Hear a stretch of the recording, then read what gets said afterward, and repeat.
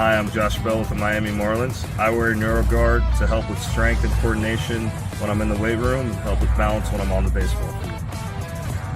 One of the most comfortable, reduces concussion, increases performance. You can't get a mouthpiece like that on the market. Not only is it a great product, it's super easy to use. I recommend it for any player at any age or any level. Thank you guys so much, and go check out NeuroGuard Plus. NeuroGuard mouthpiece makes it easier to breathe while playing basketball. The unique design is not as bulky as any other mouthpiece and makes you feel safe from concussions. NeuroGuard. They control my breathing while I'm riding. It stops me getting concussions while I ride. It's very easy to use, so go pick one up today. You know, I'm still doing stunts. In the concussions I've got, I feel much safer with that. I'm doing, like I said, I'm doing a whole lot better in the gym. So NeuroGuard Plus, once this one wears out, you've got a customer for life, because I'm telling you people, NeuroGuard Plus is the way to go, and me, Mark Ash, says so.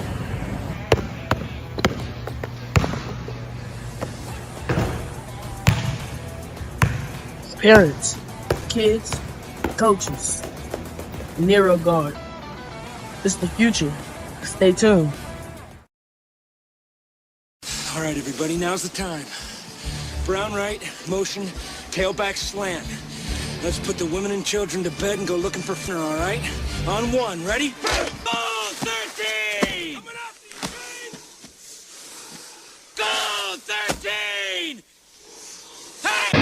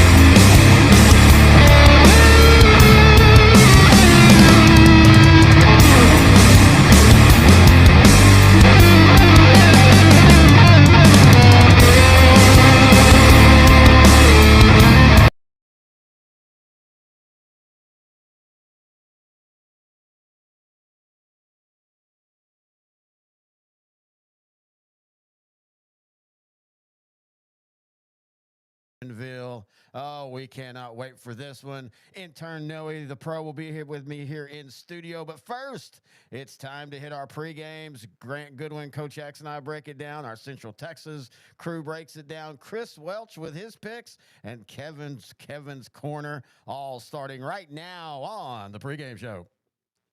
All right, we are back here on the pregame show, and this is a legitimate first. We have Grant Goodwin, we have me, and we have Coach X live here on our pregame shows this year. Thanks for being here, Coach X. Hey, man, you guys asked me to do this, and, after some solid convincing, I finally agreed to it. But, I'm a busy man. I can't. Did you ask him? No, I really didn't. I didn't ask him. How the hell did you get on here? I got 17 emails and 4 texts about we need you. And I said, we do. Finally, after a while, I said, okay, I'll give in. We need Lindell Eagle fan to watch the show, and we know you rage bait him. Playoff tree. Wait, who's that? Who y'all talking about? The Lindell fan on Smokey that absolutely hates Coach Jackson. He hates me, and you know what? It's like Adam Sandler. Got a brother in arms. Like, shut up. Like Adam Sandler said in Wedding Singer. Yeah, well, I have a microphone, and you don't, Eagle fan, so you will listen to every word that I have to say. Hey, man, real quick, Coach X, how's Snickers doing? Snickers, the dog that I rehomed to you during the Christmas party last year. Yeah, I sold him. No, okay. Hey, what? I had left the Christmas party, I guess, at this point. What are y'all talking about? I thought I think he's making that up. Who the hell did I give Snickers to? I don't know. Mate, okay. Somebody was hungry, I guess. I don't know. I'm around you all football season, and I don't remember a dog. Are you sure you didn't take the neighbor's dog again? I thought he was doing the hungry, why wait? Have a Snickers or whatever. No, I thought he was doing something like that as well. I gave a dog away, and I thought I gave it him. Never mind. I was going over Can my we cut production that? notes. Never mind. I like was drink going over and my I forget. production notes, and I did not see anything about a Snickers. So I was like, where is this going? I did once give a cat to Grant. That's a true story. I did, and my evil ex-wife still has it, and that is a mean cat, by the way. That's why I gave it to you. Anyway, it is state championship week. Of course, we're going to be picking all of the state championship games and talking about them 4A, 3A, and 2A. But before we do that, just overall, what were y'all thoughts on the 2025 season? Who goes first? You go. Me? Yeah, go. Man, so the regular season kind of played out kind of like what we thought, but man, when we got the last 2 rounds of the playoffs, things really started getting interesting, right? A lot of really good semifinal games, and some of them were upsets, and I just thought, we got new blood, right? I mean, outside of a few blue bloods in there, we still got some new blood this weekend, and I cannot wait.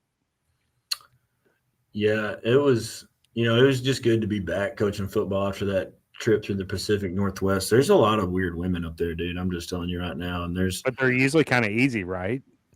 No, that's They're what they not? want. That's what they want you to think. You get them up there and they see a straight white man and they like lure you in with it dreams was of that cotton it was that candy. Trump tattoo on your chest is what it was. It was. I mean, they lure you in with dreams of cotton candy and open legs and ganja and all that stuff. And then those things are all taken away and snap shut at the wink of a hat. When they get you, when that door locks, there's some weird stuff that happens to you up there. So it was great to be back in the great state of Texas. And then y'all never really talk about my junior high C team, but we won the district we're in. We went 3-0. We went 3-0. We only had 3 games, but we won them all. All the other teams were scared. All right. I heard that 125-pound nose guard you had is really tearing up the district and the C team. It was hard. It was hard to get him on the field because he didn't have an ear. A helmet that fit him. He had a prosthetic ear. And so, prosthetic ear.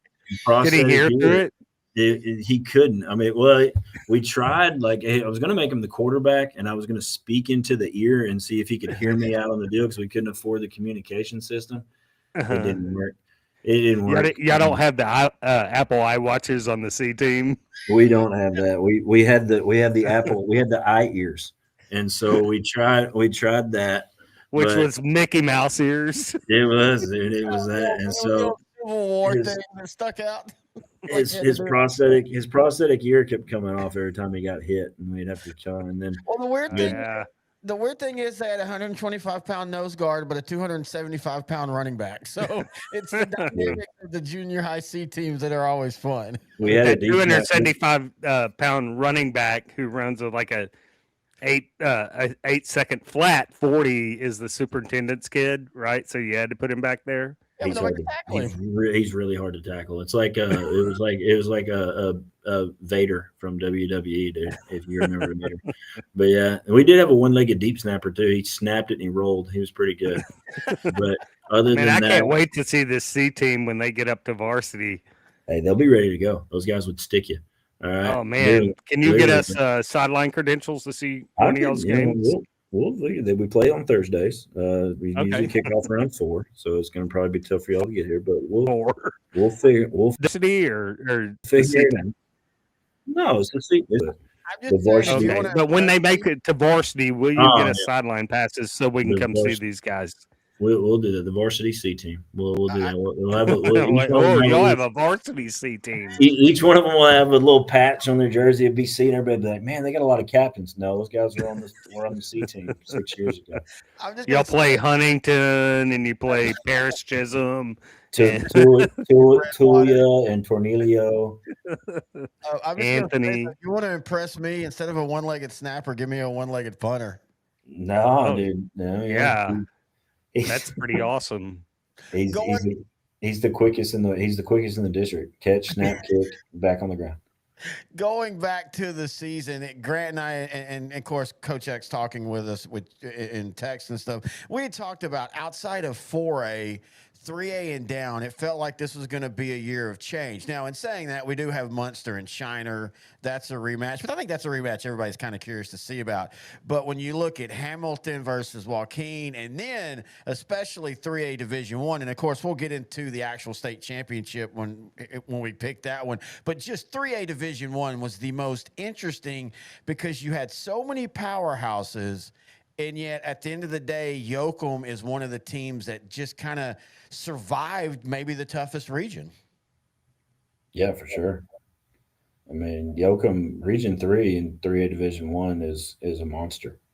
I mean, Franklin, Columbus, Hitchcock. I mean, even the bad teams are good. I mean, yeah, they kind of cannibalized each other, right? Yeah, especially when you got to, and throw in Hardin in there, right? Who's very young, but is a very dangerous team. And then you got that with Franklin, Columbus, and all. I mean, geez, man, how do you handle that? You get the heavy hitters, and then you got the ones that are like middle of the road in that region. But if you put them in a different region, they're probably, maybe playing in the fourth round of the playoffs. And like you said, in Hardin and Little River Academy and those guys like that. I mean, hell, you survive that gauntlet. Are you even able to play in the state championship game? I mean, you might just be the walk-in wounded going in. So, I mean, that might have happened a little bit with Columbus losing to Yoakum a little bit, right? They left it all on the field against Franklin. Not saying Yoakum, wasn't the better team, because obviously they are, but Columbus just let a lot of their guts on the field against Franklin. Yeah, I mean, one of their starting linebackers was out for that Yoakum game because of the Franklin game. Yeah, I mean, and just the emotional high of you played that level, because I knew Yoakum would make it that far, but you guys kept billing up Columbus and Franklin about that it was the state championship game. But I mean, I don't think I missed but maybe 2 picks all playoffs. So, I mean, you have that, that game was built up as the state championship game by sideline to sideline, and those 2 guys other than Coach X.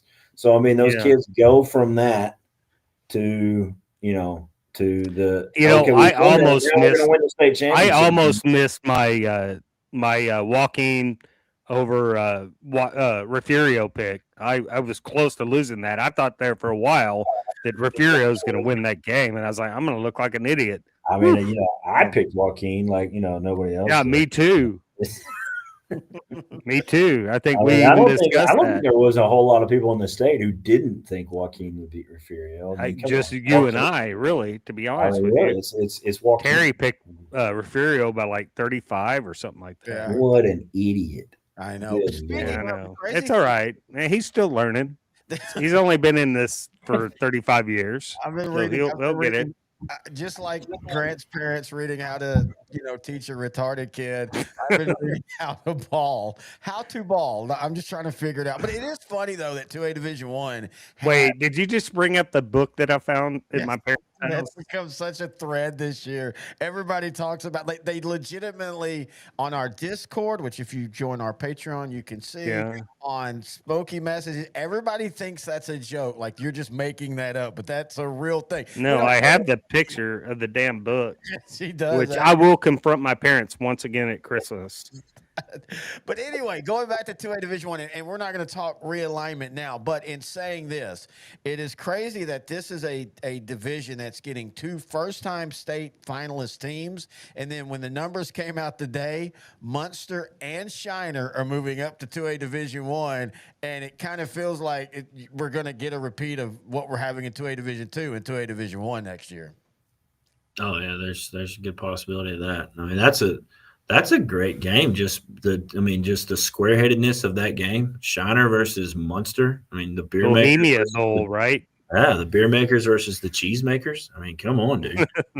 Come on, throw on some lederhosen, put on a feather hat, and start freaking doing some polka dance. We saw at the end of this game last year when Munster outlasted Shiner in a great game. Everybody looked at each other in the press box at AT&T Stadium and saw what both teams had coming back and saying, we're going to see this game again next year.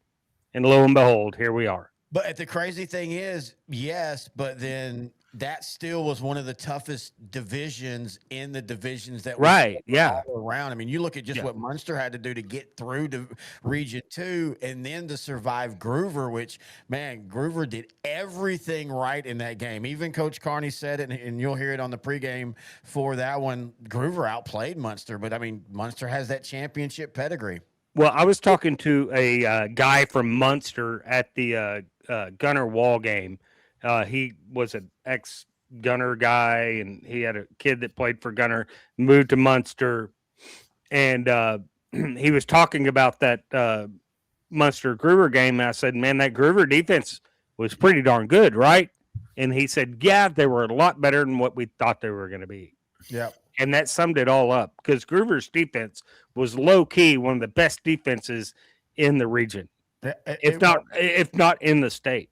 They were, and again, when we get to that pick, Munster's also going through some injury issues, which might change how this state championship game is. But overall, though, I think the best thing is it's just been such a wide open season. I know when you look at 4A, you see, and I know Stephenville's a blue blood, but they haven't been there in a few years. Kilgore is back. In 4A Division 2, yes, you've got Carthage, but West Orange Stark, a blue blood, but they haven't been there in a while. And then again, 3A Division 1, crazy. 3A Division 2 is going to be fun. We get the Munster Shiner rematch, but we also get the Hamilton versus Joaquin. Looking outside of that at 5A and 6A, I don't know why. Maybe it's just been a couple years, but I'm actually interested in the Duncanville versus North Shore game again. I feel like that's now back. Man, we get that one again. Yes, for 5,000 years in a row. We get, and both of them were off of at least Duncanville was off of upsets, right? Yes. Yes. All right, let's turn our attention to Kilgore versus Stephenville. Of course, Kilgore made it last year, losing to Salina. Man, this is one of those games that I can see this being a defensive slugfest. I also can see this being a big, high-scoring game. Grant, you start. What are your thoughts on this one? Well, I think Stephenville has the edge up offensively. Obviously, and their defense is top-notch. One of the best defenses in Class 4A. But I think Kilgore to win, Kilgore's Cam Christian at nose guard is going to kind of limit Zyler McClendon, the running back for Stephenville, right? Mm-hmm. I think that's what they're going to take away. Kilgore's going to take away the running game. Now, Trot Jordan, quarterback, has been money all year for Stephenville. Kilgore's got the quickness to jump on routes early, right? The short routes. But I think I just think Stephenville's offense, the way they can get the ball out quick with Trot Jordan on the edges, and then the deep ball. They've got two wideouts. They can go and get every 50-50 ball, it seems like, right? And their defense is going to limit Kilgore a little bit. I like Stephenville, but I think this is going to be a darn close game. I like Stephenville in a close one, though. Coach X? Yeah, I was at the the Salina Kilgore game last year in the state championship game, and I thought that was going to be a really good game. And Salina punched Kilgore in the mouth, and Kilgore said, "We're ready to go back to East Texas."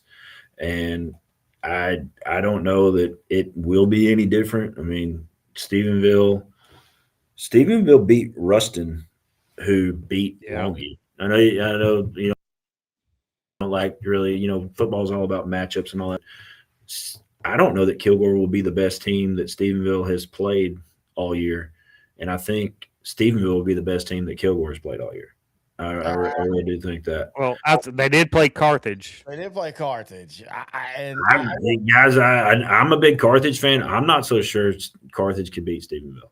I get it. And so I really do I like Stephenville, or I had a really good time in Stephenville from, in the early part of my younger years, or whatever F. Scott Fitzgerald said. In my younger, more vulnerable years, I had a lot of good times in Stephenville. A lot of times, like, I made that joke before. I got kicked out of city limits once, lots of times, and And I used to be a bouncer at Ball Stocks. Ball Stocks not even in Stephenville anymore. They changed it all up. It's gone. But I used to walk right across the street from Tarleton into Ball Stocks, put my shirt on, and get to work.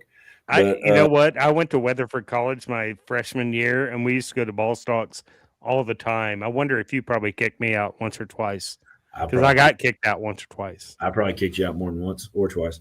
But yeah, and you probably said, "Dude, that was the toughest dude I've ever kicked out." That was the baddest dude in the history of Weatherford College right there. But anyway, I think it'll go this. I think it might be close for a while. Kilgore can run the football. They are really good on defense. But darn good on defense, and that's what's going to keep them in this game. So is Stephenville. Yeah, they are. Stephenville and Carthage was really good on defense last year, and they're always going to run the ball. They're going to run the power. They're going to do all that stuff. But I got to go with the Yellow Jackets in this one. Shout out to the I used to call it Stephenburg. So shout out to Stephenburg and Tarleton State University. I got to go with the Yellow Jackets. Oh, what happened to the Texans, dude? Did you see that game? Yeah, that was a tough way to lose. Yeah, it was. And did you know they were offering dollar beers and dollar hot dogs? And they were putting good-looking cheerleaders up on Twitter saying, "Come watch the game." I mean, they were doing everything they could to get people there. A running back transferred at halftime. Announced it on Twitter that he was transferring. All right, going back to this game, I feel like this is going to be one of those games that's a defensive slugfest until the fourth quarter, and then things are going to happen. We've seen that so many times in the playoffs where all of a sudden big plays happen. I actually disagree with you, Coach X. I agree with what happened with Salina. I think this is a different Kilgore team. And you keep talking about the running game and everything, but Kason Brooks is breaking every Kilgore passing record. Last week, he threw for 236 yards and 3 touchdowns. He also ran one on the ground. On the year, he's thrown for 3,100 yards, 29 touchdowns, and 5 interceptions. And this is a guy that hasn't had to play a lot of games. And I know it's way early in the season, but Grant will attest to this. Kilgore outplayed Carthage most of that game. KJ Edwards made for the first half. Well, even for sure, and part of the third quarter. Yeah, obviously, yes. They had the bad start to the third quarter where they fumbled the ball deep in their own territory, but they made Jet Surratt look goofy at times, and I know they did. But Terry, I'll remind you when Carthage got serious about it. Let's get KJ Edwards involved a little bit more. Well, I don't know that will like KJ Edwards though. Huh? I don't think Stephenville has anything like KJ. No, they don't. I mean, Zyler McClendon's a really good back, but no, he's not. He's not KJ Edwards. So yeah, I do agree with you there. I think some team, one of these two teams, is going to turn the ball over a couple of times, and that's going to be the difference because that's how close they are. But I just really like the balance of that Stephenville offense and their defense being very solid. Kilgore has a very solid defense, but I don't think Kilgore's offense is as good as Stephenville's offense. See, I totally disagree. I think the difference is I think maybe Stephenville's defense is better than Kilgore's defense. I think Kilgore's offense is at least on par. And I do want to point out on the Ruston game, it's still a great win, but Ruston also had their number 1 rated tight end, star out, and they also had a couple of other players that were beat up. But anyway, so you and Coach X have Stephenville. I have Kilgore. All right, here we go. We're now going to turn it over to Kevin. Welcome back to the Altex Welding Supply by the numbers. It's week 16, state championship week at AT&T Stadium. I'll take a look at classifications 4A, 3A, and 2A. I'm Kevin McPherson, here to present by the numbers for the Sideline to Sideline podcast. So let's get started. Our first number is 11, the total number of plays that the Munster offense was able to generate in the second half against Groover. Yet the Hornets defense, it had to be tired, but it held on for a 21-18 win. Munster got a 71-yard touchdown pass from Carney to Cunningham, just over 9 minutes left in a game that featured 5 lead changes. They'll be taking on Shiner. That Shiner defense showed up again against Mount Enterprise. The Comanches give up just 10.7 points per game. This is a rematch of the 2024 title game. It's Shiner's defense against the Munster offense, averaging almost 450 yards per game. That will be the nightcap Wednesday at AT&T Stadium. Our next number, 23 for Joaquin, the total number of unanswered points in their upset win over number one Refugio last week. The Bobcats led 28-14, but an onside kickoff and then a fumble on a kickoff return helped the Rams. Could it be the year for the slot T Mafia? Well, the Rams average more than 300 yards rushing on offense, and they take on a Hamilton team that is a balanced offense. Hamilton averages 181 yards passing, 179 yards rushing, and for both teams, this is their first trip to the state title game. So really, it will be who blinks first, perhaps, in that 11 a.m. kickoff on Thursday at AT&T Stadium. Our next number, 12. That's the number of sacks for the Newton defense against East Bernard last week. Of course, East Bernard playing without their leading rusher, but it was big plays by the Newton offense that also contributed to a blowout win. Newton with 4 plays over 56 yards. Of course, Newton again will be faced against a very versatile passing attack in Wall. And really, this game might boil down to the Wall passing attack against the Eagles defense. Speed will definitely be on display. Wall has thrown for more than 4,000 yards, but the Newton defense relies on speed and tenacity. That game, 7 o'clock Thursday night. Our next number, 27. That is the combined points per game allowed by both teams in the Class 3A Division I Championship, Yoakum and Grandview. We might expect a shootout here. Of course, Yoakum is led by SMU commit Xavier Barnett and a freshman running back, Jamarquise Robinson, but Grandview may have a matchup problem with wide receiver Blue Hubbard, 6'2", 223 pounds. That's a 3 o'clock Thursday kick at AT&T Stadium. Our next number, 45. That is the length of the game-winning field goal for Stephenville kicker Brighton DeVito in a 24-21 win over defending state champion Salina last week. The Yellow Jackets gunning for their 7th state title. They average almost 47 points per game, but they are meeting perhaps the best defense, maybe in all classifications, but definitely Class 4A in Kilgore. The Bulldogs have 3 shutouts. They're giving up only 8.5 points per game. That is our first game Friday at AT&T Stadium. So again, maybe another offense versus defense showdown. The last number for Week 16, and by the numbers, is 19. That is the combined state championship game appearances for both Carthage and West Orange Stark. Call this the pedigree or the blue blood matchup. These two teams have actually only played one time since 1977, and that was in the 2013 quarterfinals when Carthage eliminated the Mustangs 28-14. Both these teams have 14 titles combined in their trophy shelves. Carthage seems like an unstoppable freight train this year, averaging 51.5 points per game, putting up 63 points in 3 of their playoff games. The West Orange Stark defense, 19.4 points per game. The Mustangs, of course, started 2-3 this season, so a bit of a surprise in their run through Region 3. But they are the true underdog, and they have the true underdog representative and running back Kelby Jefferson, all of 5'3", 150 pounds. This is a 3 o'clock kick Friday at AT&T Stadium. The Altex Welding Supply, by the numbers for Week 16, presented by Altex Welding. Altex is an independently owned provider of industrial cylinder gases and welding products. They serve all of Texas and its businesses, schools, and the many talented welders across the Lone Star State.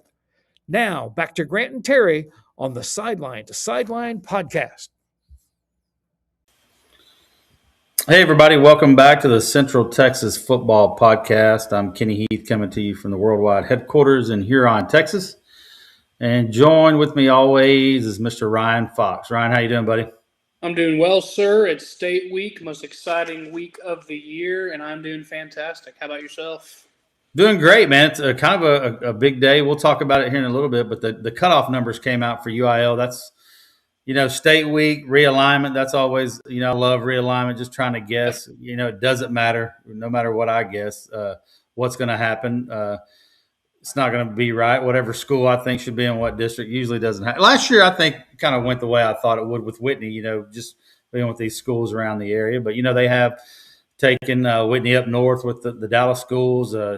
15 years ago, we were out west with Eastland and Breckenridge and Comanche and stuff. So it's always fun. Kind of a little bit of more movement than I remember in the past this week with some of our local teams, and we'll talk about that here in a little bit. First, we'll start. First, we want to thank our sponsors. You've been here with us all year. We still got a few more episodes to go, so we appreciate all your support. And we're going to get started with our. I'll let you introduce them. All right.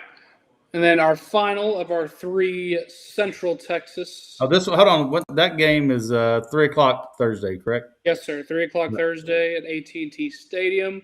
And then our next game, the 4A Division I State Championship. Again, this is one of those teams that's kind of on the border of our coverage. But Stephenville, 15-0, taking on Kilgore, 14-1. Again, the 4A Division I State Championship game, which I believe will be the 11 a.m. kick on Friday morning.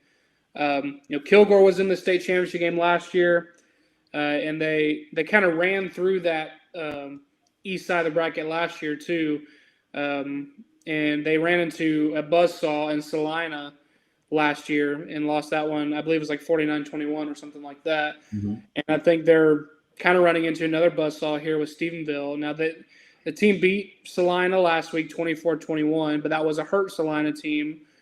But still, on top, all things considered, I think Stephenville has been the most well-rounded team in 4A Division I. They have a great defense led by their middle linebacker, Hudson Butchie. They got a great offensive line led by Colton Dirth, son of former Tarleton Texan and NFL veteran tight end James Dirth. And his brother Kendall was the offensive line at Tarleton as well.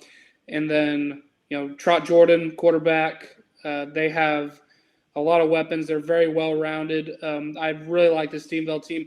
But this Kilgore team is better than they were last year, which is saying something because they were pretty damn good last year. Yeah. So I think this game is going to be Stephenville's, obviously it's a state title game. It's probably going to be your toughest test of the year.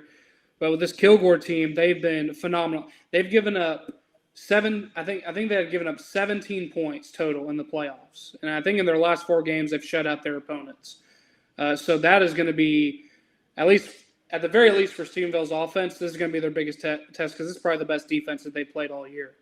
And I think Kilgore, I think they have a chip on their shoulder because they made it last year. They got that close and then just ran into Salina. And, I think I'm not sure who to pick in this one because I think these teams are about as evenly matched as you can get. But with Stephenville in the last 2 rounds of playoffs, again, phenomenal wins against Salina, and they got their lick back against Canyon West Plains, who knocked them out of the playoffs last year. So they probably have a chip on their shoulder as well. Like, hey, we're back where we belong. And so this is another tough one for me, but I think this is going to be one of the best games of the weekend. Yeah, I think for me, when I think Stephenville, I still think offense. I think Cowboy Coy, Coy Eakin and that state championship game. But man, like you said, their defense, Hudson Butchie and Caleb Taylor are tackling machines, dude. Over 100 tackles. You talk about Colton Dirth, 26 tackles for losses. CJ Spellmeyer, 23 tackles for losses, 10 sacks. This defense is phenomenal. Yeah, and then you got an offense with Zyler McClendon, who's rushed for 1,600 yards, and Zyler McClendon, 28 touchdowns. Trot Jordan, who can thrown for over 3,000 yards. He can run the football if he has to. Aiden Juergens is a big-time recruit, 833 yards, 11 touchdowns at wide receiver. To me, Stephenville is just the total package, and they got a field goal kicker. That dude nailed one. So they've got the special teams, they got the offense, they got the defense. You look at Kilgore, Case and Brooks. LaKalion Graves. They got a two-headed monster last week. Big game last week at running back with Maddox Wright and Rayshon Williams. They haven't been tested in the playoffs, like you said. They've kind of blown through that region Yes, in the state semifinals. Only loss was to Carthage, first game of the year. I think it was a relatively close game. Yes, it was. Man, it's going to be a great one. Yes, In my opinion, one of the better games, top 2 or 3 games of the week. Going to be in AT&T, and I'm just going to continue to be a homer. And Stephenville's not my home, but it's in our coverage area, and I just think this is the year that Stephenville gets it done again.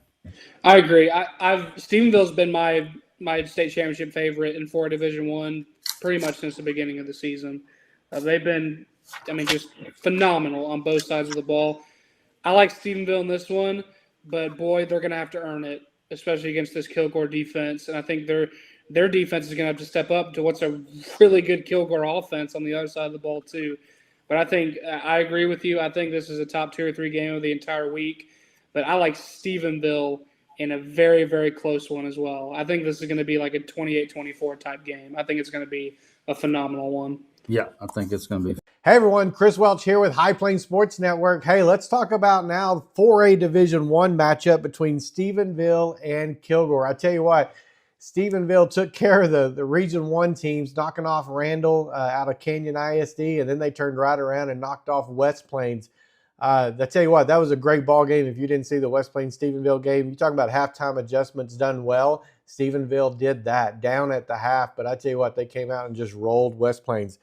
Stephenville comes in 15-0, undefeated, battle-tested. They're ready for this game. Kilgore comes in 14-1, and I'm telling you, they are an explosive ball club. They can score in bunches as well. 49-0 win over Lavernia. So they've got a lot of speed. They got a lot of playmakers, and they score a lot. I think this game's going to come down to execution and who doesn't make the mistakes. I think Stephenville wins by limiting those big plays from Kilgore and controlling possession. Kilgore wins by creating those big plays and being explosive on offense and creating turnovers. You know, the smart play says choose Stephenville, but I'm an East Texas boy. I know I live in Amarillo, but I'm an East Texas boy, born out there in Atlanta, Texas, raised in Marshall, Texas. I'm an East Texas kid. I'm going to take Kilgore in this one. Bold prediction. I think it's also going to be a pretty good shootout. I'm going to call this 42-35. I may be completely wrong. This game may be 14-7. Who knows? But I think Kilgore's just got some speed. They play a lot like Carthage in some ways. So I'm going to give this edge to my boys out in East Texas, to Kilgore, 42-35. But let's watch and find out. Yes, let's in fact watch and find out as we have Chris Welch and in studio, intern Noe the Pro. Intern Noe the Pro, meet Chris. Chris, meet intern Noe the Pro. Let's watch some football. Hey, Chris. All righty. Man. Good. I like your pick, though, for this game. I kind of agree with you. I know a lot of people think this is going to be more of a defensive game, but usually those are the games that you start seeing the offense have some big plays. Yeah, I'm excited to see this game. It's going to be an interesting one, I think. And like I said, it might go completely the opposite way. Who knows? But I'm excited. So we're waiting now as they're about to kick off. First game of the day. We've got 2 that we're doing, and then Sideline to Sideline shuts down for a couple weeks. Man, I am just so glad that last night we finally had at least a good game for 90% of that game. Yeah. So Kilgore won the toss, and they're going to receive. That's interesting, right? You would think they would defer that one, but I think that tells you they want to get their offense on the field and get moving early. I agree. And Stephenville in the all whites with the blue helmet, Kilgore in the red helmet, red top, black pants. Both have just a clean, nice look. I like it. Yeah, Stephenville with the old school stripes too, man. Yeah. Like a bumblebee. It's a yellow jacket, man. God, come on, stick with it. They almost look, they're very, from up here, very Canadian looking from their uniforms when Canadians wearing their all whites. Yeah, it really is. The only difference is that, Canadian's black, but that dark blue is so blue. Yeah, it almost looks black. That's a good point. Oh, I thought it was black. I didn't realize it was blue. Yeah, they're dark blue and yellow. Flag right on to start off the game. Boy, that last night's game, Newton, that just kind of killed them with all those penalties. Let's hope this doesn't end up the same. Yeah, that was a weird one. I mean, at time Wall outplayed Newton, but for the most part, Newton controlled Landon York in that passing game. But Newton just kept shooting themselves in the foot. The block punt for a touchdown. I mean, I was reading some of the stuff from down in Southeast Texas, and Coach Johnson was just talking about, like, we had the game in hand and we let it kind of get away from us. Kason Brooks, everybody thinks of Kilgore as the old traditional power set Kilgore, but Kason Brooks on the air, 3,100 yards, 29 touchdowns, 5 interceptions. I mean, they can push the ball down the field. Yeah, they've got the speed to go with it, right? So. Yep. It was kind of funny because they showed a lot of their defensive performances in the playoffs. But yeah, they definitely have the offense. And the first play of the game shows that as a nice run right there as Kilgore with the first. We've seen that a lot in these games. The first play of the first offensive team getting big yards. It's almost like they're scripted. Hey. I mean, you hear about a lot of teams doing that at all levels of football where they'll script the first. The classic number is 15, but the first 5, 15, 20 plays, they're all scripted, especially for teams that – no, I'm not saying the case of these two teams because they're both in the state championship, but teams that are struggling or teams that are not really known for having the offensive identity, it's kind of a way to build confidence for teams. So, yeah, screen passes are usually good way to do it. It's safe for the quarterback. As a former offensive lineman in high school, it's easy for me to do that read because I'm not going downfield. I'm just trying to fake like I'm doing a run block and then going out for pass protection once the ball is out the hands of the quarterback. 11-16 here, first drive. Kilgore with the first down, and now it's 2nd and 7.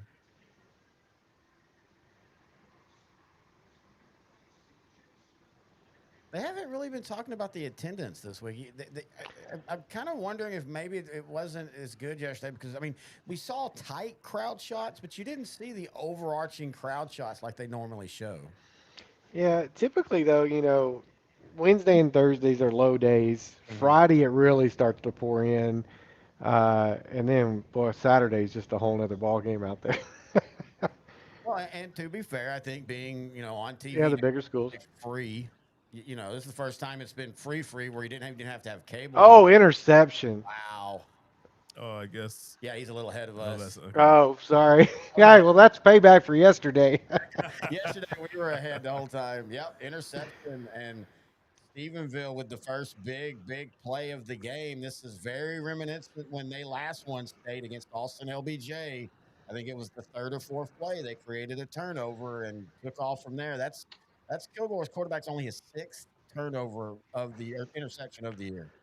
Well, I think that's one of those that he predetermined where he was going with that ball. I mean, he didn't really look it off. He didn't go for a second level or a second look. He went straight to that. So. Yeah, I agree. Makes it easy for the defense. Now, Kilgore's defense, though, on the flip side, they've been pretty good, like I said earlier. Let's see how they do on this first drive for Stephenville. They haven't played an offense like this, though, since Carthage in week 1. That Stephenville running back, he's a house. Yep. Is that a 21-10 score? I can't remember. Something like that. Okay. So at least it wasn't a blowout.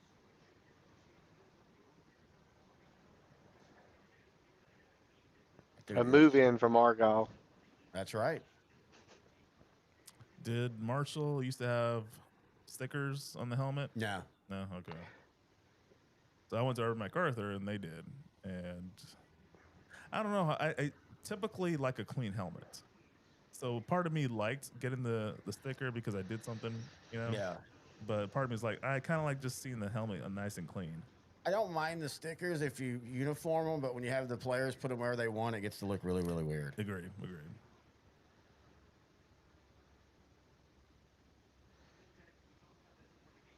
Yeah, I think if Stephenville comes out and kind of smacks them in the mouth early, it'll be interesting to see how Kilgore responds to that. Because that's kind of what happened last year. With Salina, yeah. It was a little bit later in the game, but by the second quarter, you kind of realized that unless Salina started turning the ball over, that they were in trouble. Kilgore was, and that's exactly what happened. And now, and to be fair to Salina, Stephenville beat a Salina team with Bo Bentley very banged up. He basically had concussions back-to-back weeks, and then even in the Stephenville game had a lower body injury. And I'm not saying that they didn't deserve to win, but you got a Salina team, and I still think everything surrounding Salina right now with I still think that at the end of the day was a lot bigger of an impact than what people want to admit. I think it was a huge impact.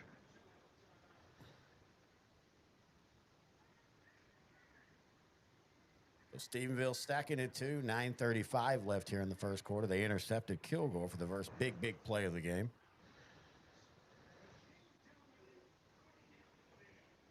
Good pass attempt deep, kind of there by Stephenville, but good coverage too. Yeah, great coverage. And good job backing off. When he realizes where he's at, he's like, all right, let's just let this play happen.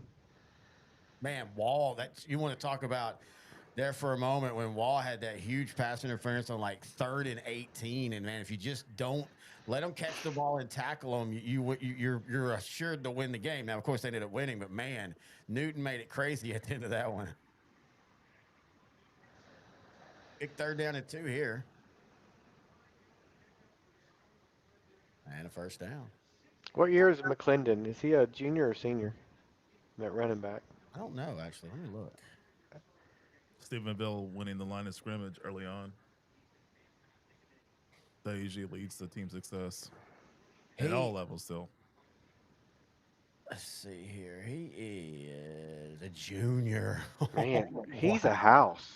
Dude, what is it with all the 35-year-old looking football players? Right? It's reached that age where everybody, it's just where Grandview had a quarterback, Noe, that we joked that after the game he had to go work 12 hours at the sawmill because he already looked like he was smoking a pack a day. Did you talk about it on the Discord channel? I thought I saw something wrong. Yeah. Online. I mean, he just looked old.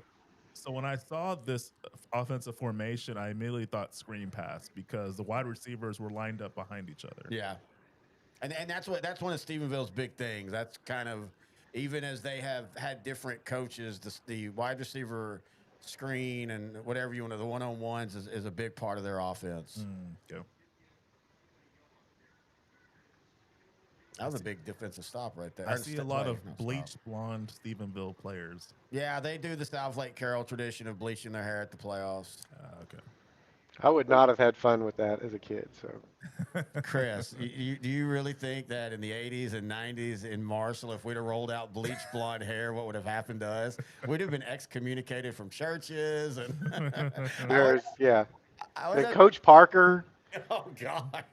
You realize how many bear crawls he had made of this dude? I always joke with my wife because she's from Plano.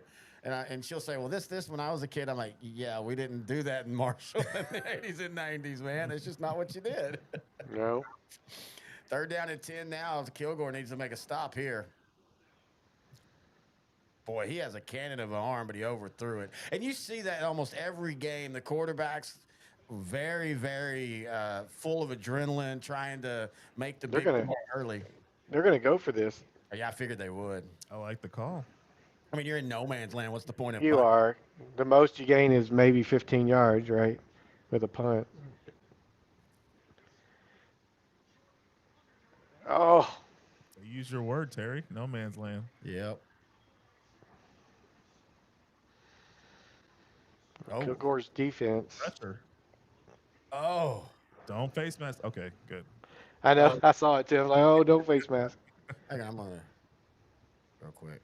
Let's see if I can reload. I realized last night when I reloaded, sometimes we would sync up. Yeah, I did. I've got it casted to my Roku, so I just did a little quick fast forward. It actually worked. So that's what got me to live. You can, you can just get the app on Roku too. Yeah, but that's the one that's so far behind. That was a good 15 to 20 seconds. I tested both this morning with the timer up to see how far behind the Roku app is, and it's about 15 seconds behind. So. I don't know if we're going to get that dude in chat telling us we didn't talk enough about the football game that you could watch on TV.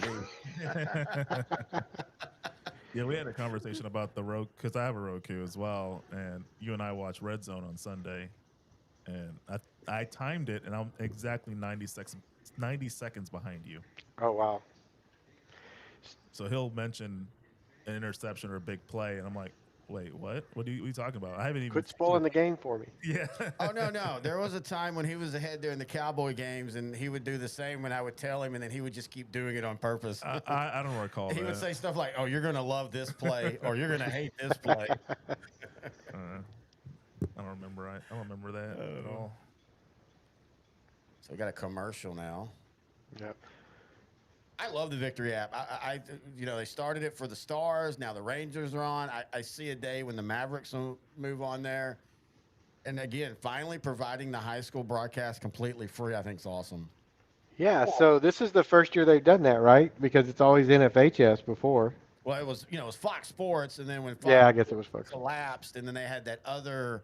I can't think of it. What was the name of the streaming for a little bit for the Rangers and stuff? I can't remember the name of it. And of course, they went famously bankrupt, and almost, Texas Rangers during their World Series year had terrible. Like most people couldn't even watch them.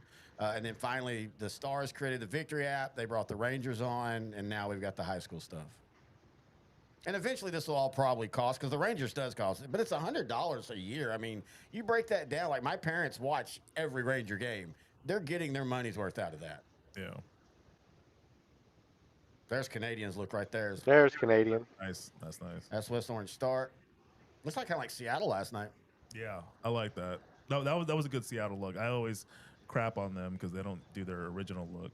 But yeah, I agree. I watched the highlights. That was a great game, by the way. Wow. That was insane. Both 2-point conversions. Insane. Seattle, man, losing to Phillip Rivers in 1 week and looking terrible, and then beating what a lot of people feel is the NFC favorite. They technically won that game, but it did feel like they lost.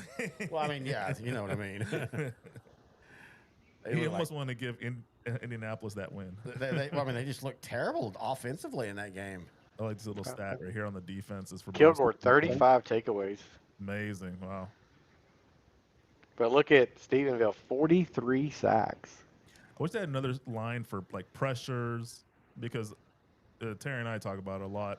Sacks are great, but pressures are what you really want from your defense. Consistent pressure, living in that. Because you're forcing them to do something they don't want to do too quickly. Redirect the throw. Yeah. Oh, wow. Oh, no. Another turnover for Stephenville. Let's see if he was down. They're going to review that one. I think he's down. Yeah, I think he's down. They can review that, right? Mm-hmm. Yeah. I don't think, because I think he hit the ground and then it popped. That's an older guy with a mustache and a mohawk. Mullet. Let's see. Yeah, he's down. He's down. Oh. We have to look at it from the other angle, though. Hold on. Yeah, let me see the other angle, because here it is. Oh, that's a fumble. It is a fumble. Shoot. Hand does not count. It has to be the wrist or elbow. I was watching that back knee too, but the back knee didn't go down yet. Further review. Definitely from the South. Further. Man, not expecting Kilgore's quarterback to have 2 turnovers in basically 2 plays. Well, I don't think he's played a defense like Stephenville's all season. Carthage. Oh, sorry, Carthage, yeah. Let's see. Okay, this is the angle I was looking for. Okay. Oh, yeah, fumble. I don't think there's enough evidence to overturn it, even if he didn't fumble, because that knee, you really can't see when it touches. Well, but you know when he fumbled from that other angle, so you could. Yeah, you can. You can see right here that knee's not down and the ball's already moving. See it? Man. Watch for the stripe underneath his belly. You can see that stripe pop on the ball, and his knee's not down. I think y'all are a tad ahead of me now, so. Okay. Not by much. Just a couple of seconds. I like how the little kid also has the bleached blonde hair. Oh, on the bench with him, yeah.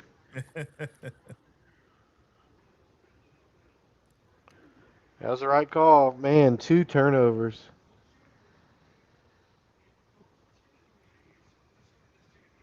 Let's see if Stephenville can take advantage of it. Well, and from a coaching perspective, you got to get in his ear and saying, live another day. You're going to have a chance at this again. Problem is, you've already done that the first time. And that's what Kilgore does right there so well. They tackle well in space. Yep. It's a mark of a solid defense. I always get annoyed with defenses that have corner or really secondary players that can't make that tackle. Yeah. They usually try to have that lights out tackle, not. What is the deal with Greg Tepper trying to have the sexy pick? Greg's a good dude, but man, we ain't on GQ, brother. So, intern Noe the Pro, you probably don't know. Do you know how Kilgore won their one state championship back in 04? I do not. They blocked a field goal in overtime against Lincoln and returned it. Oh, wow. That's the same year Marshall lost to Ennis by 2 points. Two teams from the same district played in the state championship game. That was it Graham Harrell? Who was the quarterback for Ennis back then? It wasn't Graham at that time. It's Zach Carroll, who now coaches at Athens. Oh, okay. They actually were a better running team that year. Size-wise, offensively for Stephenville versus Kilgore's defense, they're quite a bit bigger. Yeah, Stephenville's always got the big boys. Kilgore's Man. more of that Great play. That East Texas athleticism that we see. That Carthage, of course, is big, but Kilgore's always been a lot like Marshall, more speed and athleticism than true size. I love that swarm defense. I always like seeing 7 or 8 players around the ball at once. It's great. I think Coach Doty even bleached his hair. Yep. He's a great. Yep, he did. He is. I like that. He is one of the fun dudes to talk to when we go to a Stephenville game. So here we go. 4th down and 2. Power set. Look at the two fullbacks. Number 70. And then 44 getting in the old school track stance. Look at that. What is that? Like number 60 just showing that belly. No care in the world. Okay. That guy with the beard. Okay, if you're going to bleach the hair, you got to bleach the beard, dude. Yeah. I'm just saying. Yeah. Darth Vader. I love that name. Darth Vader. So are their helmets blue or are their helmets black? They're blue. Yeah. Wow, it is like a deep blue, isn't it? I have to do a pro football reference. The New York Giants, that deep blue Okay. helmet they have. Now I can see it. Arlington Lamar, same kind of blue. This blue and yellow is one of my favorite football combinations. I like it. No, that's good. There's the game-winning field goal from DeVivo. Now, Salina had tried one with 45 seconds left, missed it, and then Stephenville had 2 big plays that got them across the 50, and then they won it with that field goal. Whoa! Okay. I love this. Where were they playing that game at? Oh, man. Midlothian? Oh, okay. Hang on. That is one thing I really like about having all the games in one place. There's a lot of people go back and forth on it, but it is a great experience to go to. Oh, the only 4th down and 2. There was that gap was shut, but he might have gotten the first down. Terrible camera angle right there on 4th and 2. Give us the shot at the line so we can see, but yeah, it's a first down. The only negative that I have about it, and it really hasn't happened this year because the games have ended on time, is sometimes it's like, okay, you won, here's your medal, get off the field, go, go, go, go. And talking to coaches that have won it, that have had that, that's one of the only things that can be kind of annoying. Yeah, I don't know. I don't like what they've done with the volleyball. Volleyball used to be the Final Four. Yeah. Was there in Garland, and now they've changed that. It's in San Antonio, isn't it? Well, no, it's only the finals. Oh, yeah, they did that in baseball and basketball, too, I think. You don't Yep. have regional finals in basketball. Well, baseball, you never had the regional finals like that. But basketball, to me, you know, that when I was calling basketball, that was one of the fun things. Like for East Texas Region 2, it was at A&M Commerce, and you'd go for the 3As and the 4As, and you started on Friday night, sometimes even Thursday night, and you just played basketball for 3 days, and it was kind of, you know, I think that was a mistake. Yeah, and there's a lot of people complaining about not being able to go to Garland and Colwell Center and have that experience that That's you a great typically get. underrated place, by the way. That's where AEW goes a lot. Just right down the road from the studio on 30. I mean, on George Bush, when you hit Garland, there's that big arena right there. Yeah. That's where AEW will go. Instead, they don't try to go to, like, you know, AT&T or down in Dallas. Oh, okay.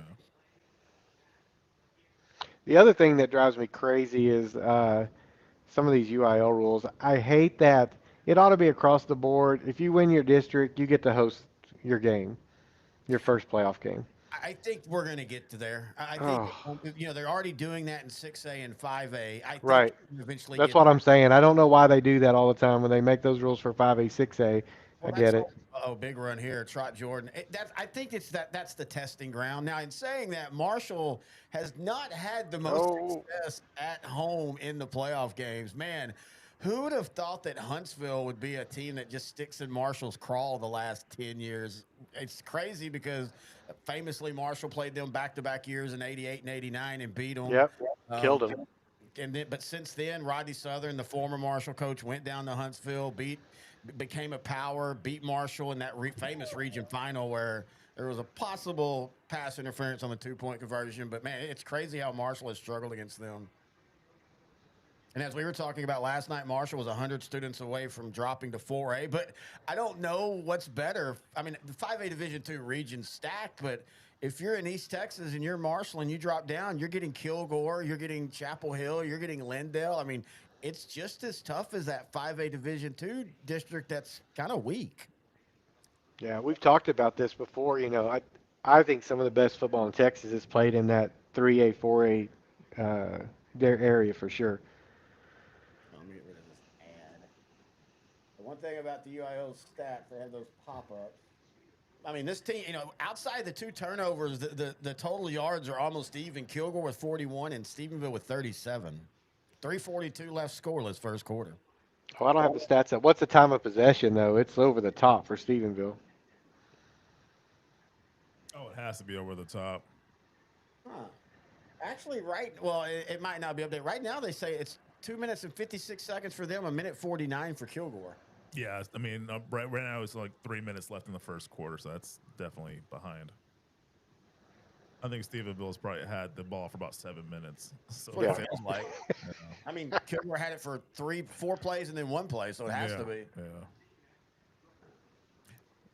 You know, Clendon kind of runs, I'm going to make a pro reference, prime Le'Veon Bell, where he's very patient to the line of scrimmage. And that sometimes is great, and that sometimes can kill you just like that, right? Yeah. Sometimes you want to just attack the open area, the hole, and but yeah, it seems like he's pretty patient. My boy Le'Veon better have a game tomorrow.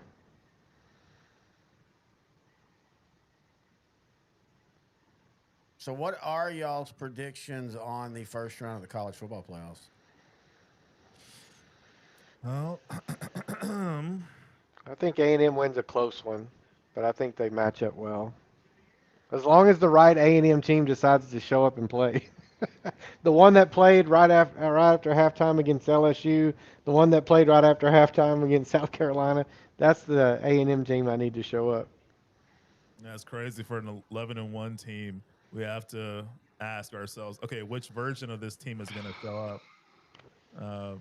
Yeah, I think A&M will beat Miami. It'll be It'll be a great uniform game. I feel, but yeah, Aggies are doing the black uniform. Are they doing the black? Did Yeah, they they're decide? black. Oh, that's my favorite. All right, we're gonna have a field goal attempt again. He kicked the game winner last week. That's but a miss. He missed it. So Kilgore once again turns the ball over, but keeps Stephenville off the scoreboard. Man, that is huge. Now, it might end up being where it doesn't matter, but if you're Kilgore or if you're Stephenville, you start going, wow, we've now been on their side of the field twice and we've had no points. The entire game's been played on Kilgore's side of the field. Yep, basically. Yeah, at some point, the mental aspect has to play a factor here where Stephenville's like, okay, we got 2 turnovers. We've been in Kilgore's territory this whole game, and we have no points. Yeah. Yeah, I think A&M's going to win. Going back to your question about college football, I think Oklahoma, Alabama, I think Alabama's going to go and win. I really feel that they're going to win that game. Oklahoma, I'm just not. I agree. Well, I mean, Alabama hasn't been able to beat Oklahoma in 2 years. Yeah, that's true. And Oklahoma last year was really bad, and Alabama, they missed out on the playoffs because of that game. But I think Alabama avenges that and wins. And I think the other ones, like Oregon's gonna win, Ole Miss will win, because they're playing with James Madison and Tulane respectively. So yeah, who's playing Tulane though? Is it Ole Miss? Ooh. Yes, Ole Miss is playing Tulane. Win that game. Whoa, dude! Ole Miss is just because they don't have Lane Kiffin. Well, that and also Tulane's a really solid team. But yeah, man, it's not just because they don't have Lane Kiffin; it's how everything's went down. Yeah, I think that's an upset in the making. I mean, I don't know if I'm bold enough to say they're going to do it, but I think if any game's going to be an upset in the playoffs right now, that's going to be it. Okay. It wouldn't even shock me if that's a 14 to 17 point game. I could see Ole Miss if Tulane starts hot. Ole Miss just being like, "We're out, we're done, screw this."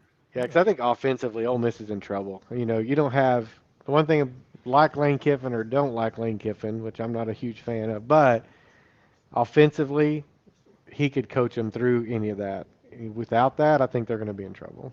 Well, and you're not talking just about schemes because they're going to still do the same scheme, but it's that play calling, and that he is wonderful at play calling, knowing when to do what you need to do, when to strike, when to pull back, and I just think all that. I mean, you heard all the reports once it come out that he was leaving, how the players reacted and all.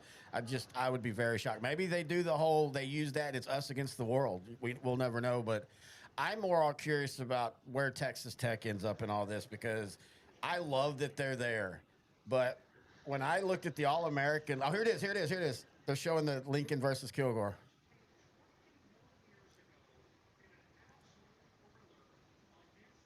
Here we go. Man. Nick, the famous Nick Sanders, such a phenomenal athlete for Kilgore back then. Man, that 04 year with them and that whole district was just a battle. Like even like the last place team you were beating, but it was like 21 to 17. We won't talk about the next year at Marshall and Highland Park. That never happened. DOIL deemed that illegal. Was that the same year they had Matthew Stafford and 59 to Clayton Kershaw on the same team? Yeah, Marshall should have never been there. Marshall had a great running back, Jackie Robinson. That's his real name. But the region it's funny because they played almost the exact same teams they played the year before in their run, but the region had gotten so much weaker, and Marshall should not have been there. They pulled off an upset of Bernie in the state semifinal. But anyway, going back to when I saw the All-American list and first team and Texas Tech's got 2 guys there and 2 on the second team on defense, and I'm like, it's the Big 12, and I like the Big 12, but man, I just feel like Texas Tech has somehow gotten completely overrated. Time will tell. Have you watched them at all this year much? Yeah. Oh, yeah. I love them. I hate saying all that because I love what they're doing.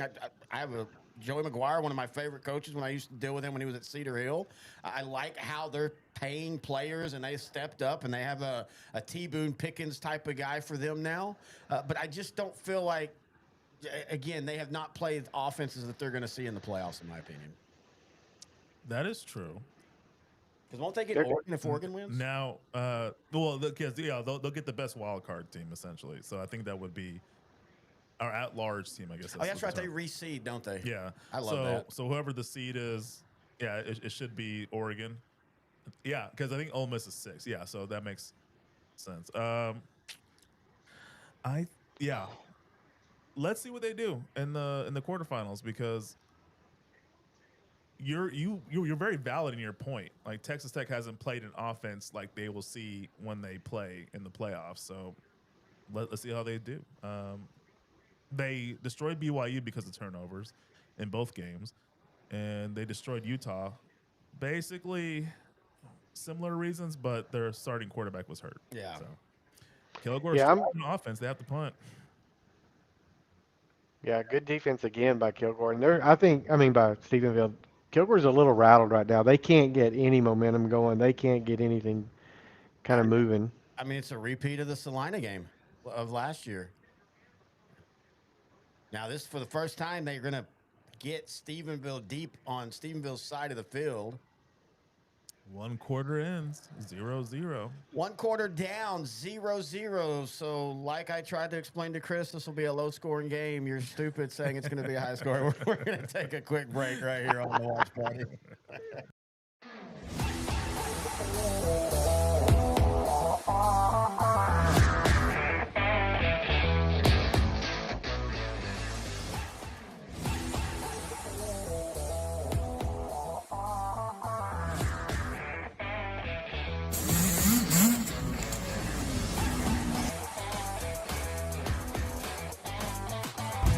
Hi, I'm Josh Bell with the Miami Marlins. I wear NeuroGuard to help with strength and coordination when I'm in the weight room and help with balance when I'm on the baseball field. One of the most comfortable, reduces concussion, increases performance. You can't get a mouthpiece like that on the market. Not only is it a great product, it's super easy to use. I recommend it for any player at any age at any level. Thank you guys so much, and go check out NeuroGuard Plus.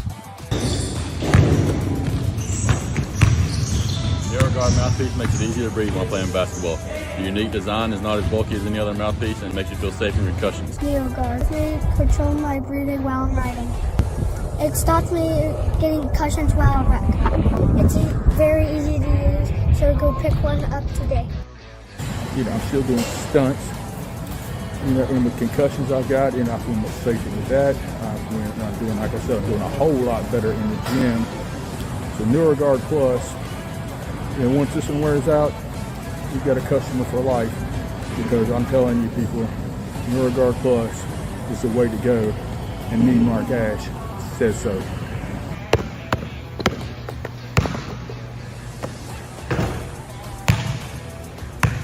Parents, kids, coaches, NeuroGuard. It's the future. Stay tuned. Hey, Coach, are you ready to elevate your locker room experience? Well, at H&H Locker Solutions, we pride ourselves on delivering the highest quality lockers at the lowest cost in the Southeast. As a coach-owned business based in Alabama, we understand the needs of the coaches and the players alike. Our mission is to improve your locker room and streamline your process, and we're coming to Texas. Did you know we offer a free locker program? That's right. We ship all across the USA, ensuring you get the best solutions tailored just for you and your program. Want to learn more? Drop a comment or give Coach Harris, a.k.a. Ty, a call at 256-458-4427, and let's take your locker room to the next level. That team. All right, we are back here as we're talking Dallas Stars hockey in the break. Actually, I'm wearing my Winter Classic hat, actually. Oh, did you see where I didn't even realize this already? AT&T is getting a Stadium Series game next year. I thought it was 2027. Is it 2027? Yeah. Well, I guess technically that could still be next season. Yeah. Technically, it is next season, yeah. See? Yeah. God, you're stupid, man. Sorry, Chris. I didn't mean to bring him on. My bad. So, hey, speaking of the Aggies, did you see volleyball? They're in the championship with Kentucky. So. Yeah.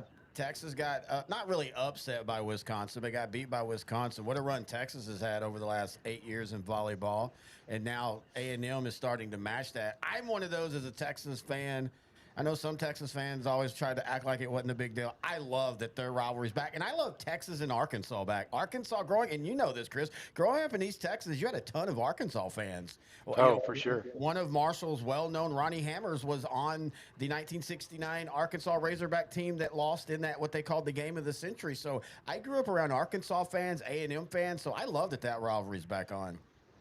I worked with a guy here in Amarillo that he was the manager for that team that Ronnie Hammers was on. Oh, wow. Yeah. That is, dude, again, small world. Of course, I grew up with his son, Blake. We played sports together and everything. Ronnie passed away a couple years ago. He was one of my all-star coaches one year, and we'd be sitting there just in practice and talking, and and I was young, and I had a book about that game, and my dad had pointed out that Ronnie had played on there, and I always thought that was so cool. But every once in a while, I'd just be like, "Now, who won that game again? Ronnie? I forgot." I always had to run more miles than anybody else. I don't understand why. So Stephenville gets the first down here as the first play of the second quarter. It's 0-0, but I think we all agree. I think Stephenville's outplayed Kilgore for the most part. Yeah, they've been living in that back. They've been living in Kilgore's area this whole half. And I think they kind of found something on that right side of the line too. Isn't Trotted their quarterback a junior as well? They had actually came into the year with a couple of quarterbacks in play, another move in as well, and then Trot kind of settled into the position.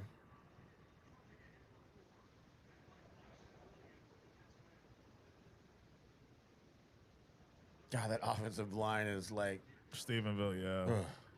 Big boy. Yeah, but when your running back's almost as big as your offensive line. That's a good point. He's a house, man.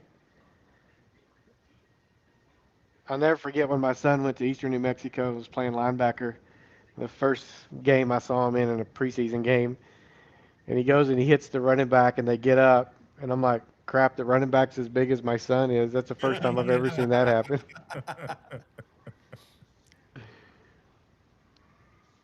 He's going to get a first down. Yeah, he's dragging the players.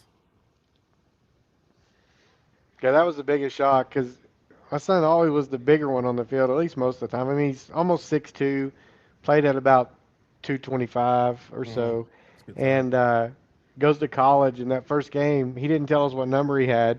So we're looking across the sidelines, and I'm like, where is he? And then I finally find him. I go, he looks like a cornerback compared to everybody else. 2 years later, though, they put him, he was up to 255. Oh, okay. That off-season program helps. Man. And we're talking about it in Eastern New Mexico, a team that was, in the, I guess at that time they were in the LLC, right? The Lone Star Conference with A&M Commerce and West Texas and all them. I mean, that's great football, but that's not, as Division I football. No. And Grant and I, so every Thanksgiving, we do this big trip and we'll go see a couple, 3A and 4As. And then we always like to go pick one 6A game and we'll get media passes. And part of the reason is we just want to be on the sideline to remind ourselves of how big the 6A football players are. And in saying that, 4A, especially 4As, you've got some big boys, but 6A, I mean, those are basically SEC, Big 12 style size guys already. The difference is you've got a few big boys on those on the 4A and down. The entire offensive line is D1 size for the 6As. Well, that's like for Brock, the Eagles, one of their best players whose name was Brock Riker. I mean, he was at the 3A and 4A because he was in that transition year. He is 6'3", 285 pounds, just a big man. He is a starting center for Texas State. And on that offensive line, kind of like your son, he is the smallest guy by 20 pounds and 3 or 4 inches. Now, in saying that, Texas State did have one of the biggest offensive lines in all of college football. But it just blows my mind after seeing him against the Gunners and the Lorenas and then going and watching Texas State, and he's the littlest guy on the field. Yeah, it's crazy to see. Yeah, typically it's okay for the center to be the smallest because you want them to be very active and athletic. So 6'3", 285 is kind of a really good size for a center, but dang. Oh, he has a chance to play on Sundays. Oh, what a big play on 4th and 7. First, it feels like this game might turn into, a death by 1,000 cuts. Because Stephenville's starting to wear them down. They might not have Kilgore's going to need a turnover here. I agree. Yeah. They might not get a lot of big plays, but yeah, if you can methodically move the ball down the field, then I think that'll be the team that's going to win this game because these defenses are pretty legit. Yeah. Look at this guy with the mouth guard in his mouth. Oh, that's one of Noe's pet peeves of players putting their mouth guards in their helmets to the side and having 2 or 3 mouth guards but not wearing them. Yeah, I gotta. By the way, every Stephenville player is wearing their mouth guard. I love it. Yeah, they That's are. a coach team right there. Oh, I love the It Clown back pad for that That's Kilgore pretty player. funny. That is pretty sweet looking. Have y'all watched Welcome to Derry? No. It's really good. It is really good. I highly recommend it. We're going to try it out. Again, football season, we had a long list of shows, but I never got into the It franchise totally. I like the book. Well, until they basically, the weird stuff at the end in the book that they don't show in the movies where, anyway, I won't talk about it. Just go read up on the ending if you want to know. Yeah. I like both movies that came out recently, and then I just got on a whim, just convinced to watch the prequel on HBO. God darn it, I didn't sign on here to watch you watch football and talk movies. I need to talk more football. Tell me about that one technique.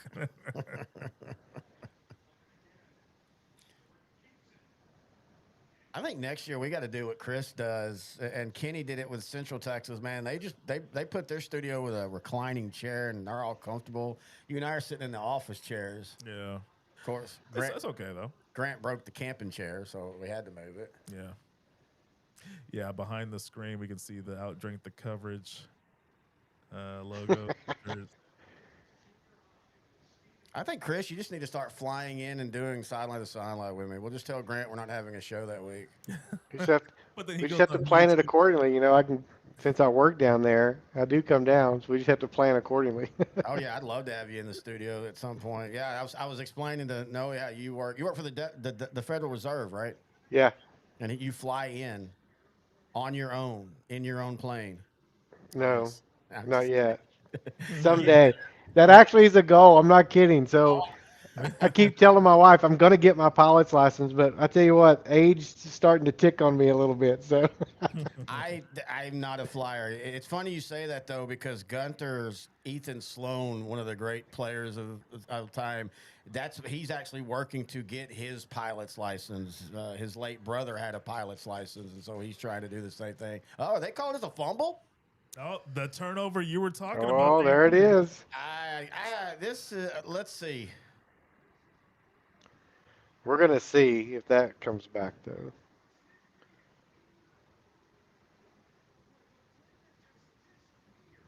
Let's see. Hey, he put that coach out on the field. He just forearmed his player 5 yards. Oh, no, that's a fumble. That's a fumble. Nope, that's a fumble. Yeah, I agree. Oh, look what I found. Wow, what? Great call, Chris. You said it. They needed to get a turnover, and they got a huge turnover. Yeah, because Stephenville was just shoving it right down their throat.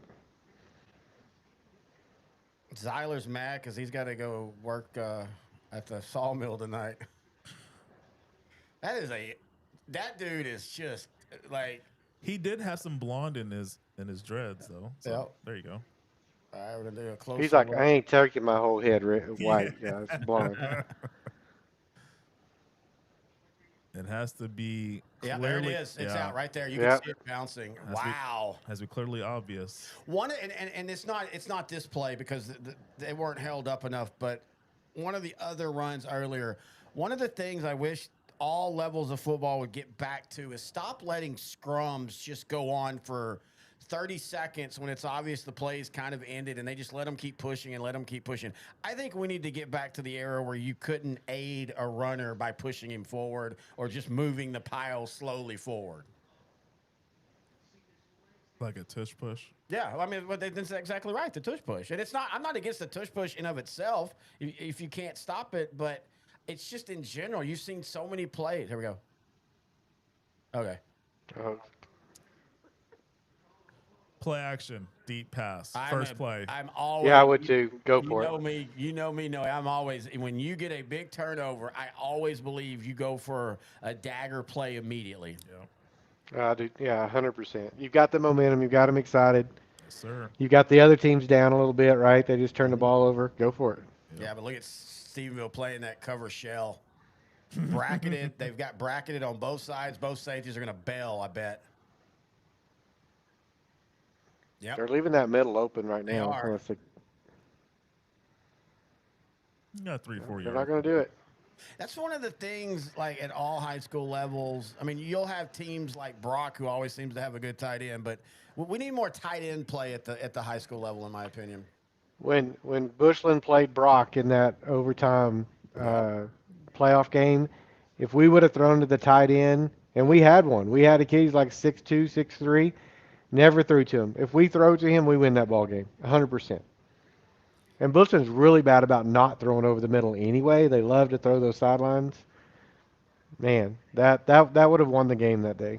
And it's funny you say that because Brock has had a couple tight ends go into D1, Baylor Cup being the famous one. I was at the game when Texas Tech came back against Texas a couple years ago in Lubbock, and Baylor Cup was the main reason.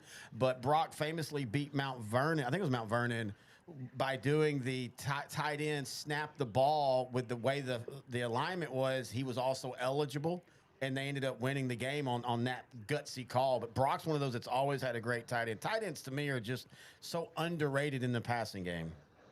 Well, you run this spread offense so much, they just don't go to them, right? Mm-hmm. So 3rd and 6 for Kilgore is they have just not been able to put anything together offensively consistently. Of course, 2 turnovers.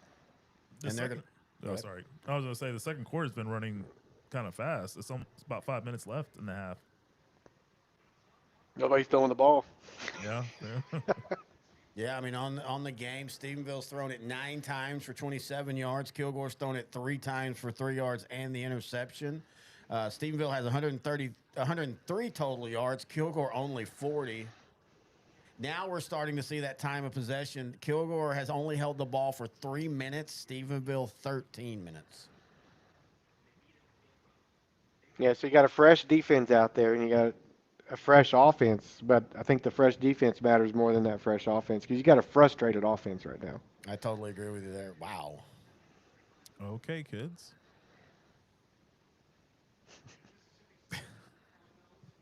Oh, yeah, Stephenville, man, they're one of the teams infamously with the cans and the shakers. And, I'll just put it this way. When we're at a game and if we're on the sideline at Stephenville, we're usually on the other sideline because you're going to get a headache. By the way, famously, though, when Marshall lost to Highland Park beat Stephenville in a Classic State semifinal. And what was his name? The quarterback who went to Javon Sneed, who passed away. He was the quarterback, and him and Matthew Stafford had a classic. It was like 48-42 type of game in the state semifinals. And, yes, Stephenville would have beat Marshall just as bad that year. That's one of the years I just kind of wish Marshall would have got beat in the semifinals and we could have moved on. Great conversion by Kilgore. Patrick on our Discord says, what's the deal with the coaches' shirts for Stephenville coaching? They remind me of the beer delivery drivers. It's those fly fishing shirts. That's a big thing. That's not just Stephenville. That's coaching all across. That's become a real big thing. In fact, I actually wear one on when we go on the road on L4 Media, but it's what we call those fly fishing shirts that you see all down in Corpus. Okay. This is the furthest Kilgore's been. Yeah, Kilgore's knocking on the door. Yeah. Oh, look at that beautiful setup on the screen. Oh, positive yardage. Mouthpieces are flying. That's because they're not connected. They're not using them. I got a flag. I wish all levels of football instituted a rule where they were required to have thigh pads, knee pads, maybe not knee pads, but like hip pads. There should be some semblance, and everybody has to have a mouth guard. If there's any, it used to be that way, right? So you and I have talked about this on our pro show. We've talked about it, just hanging out.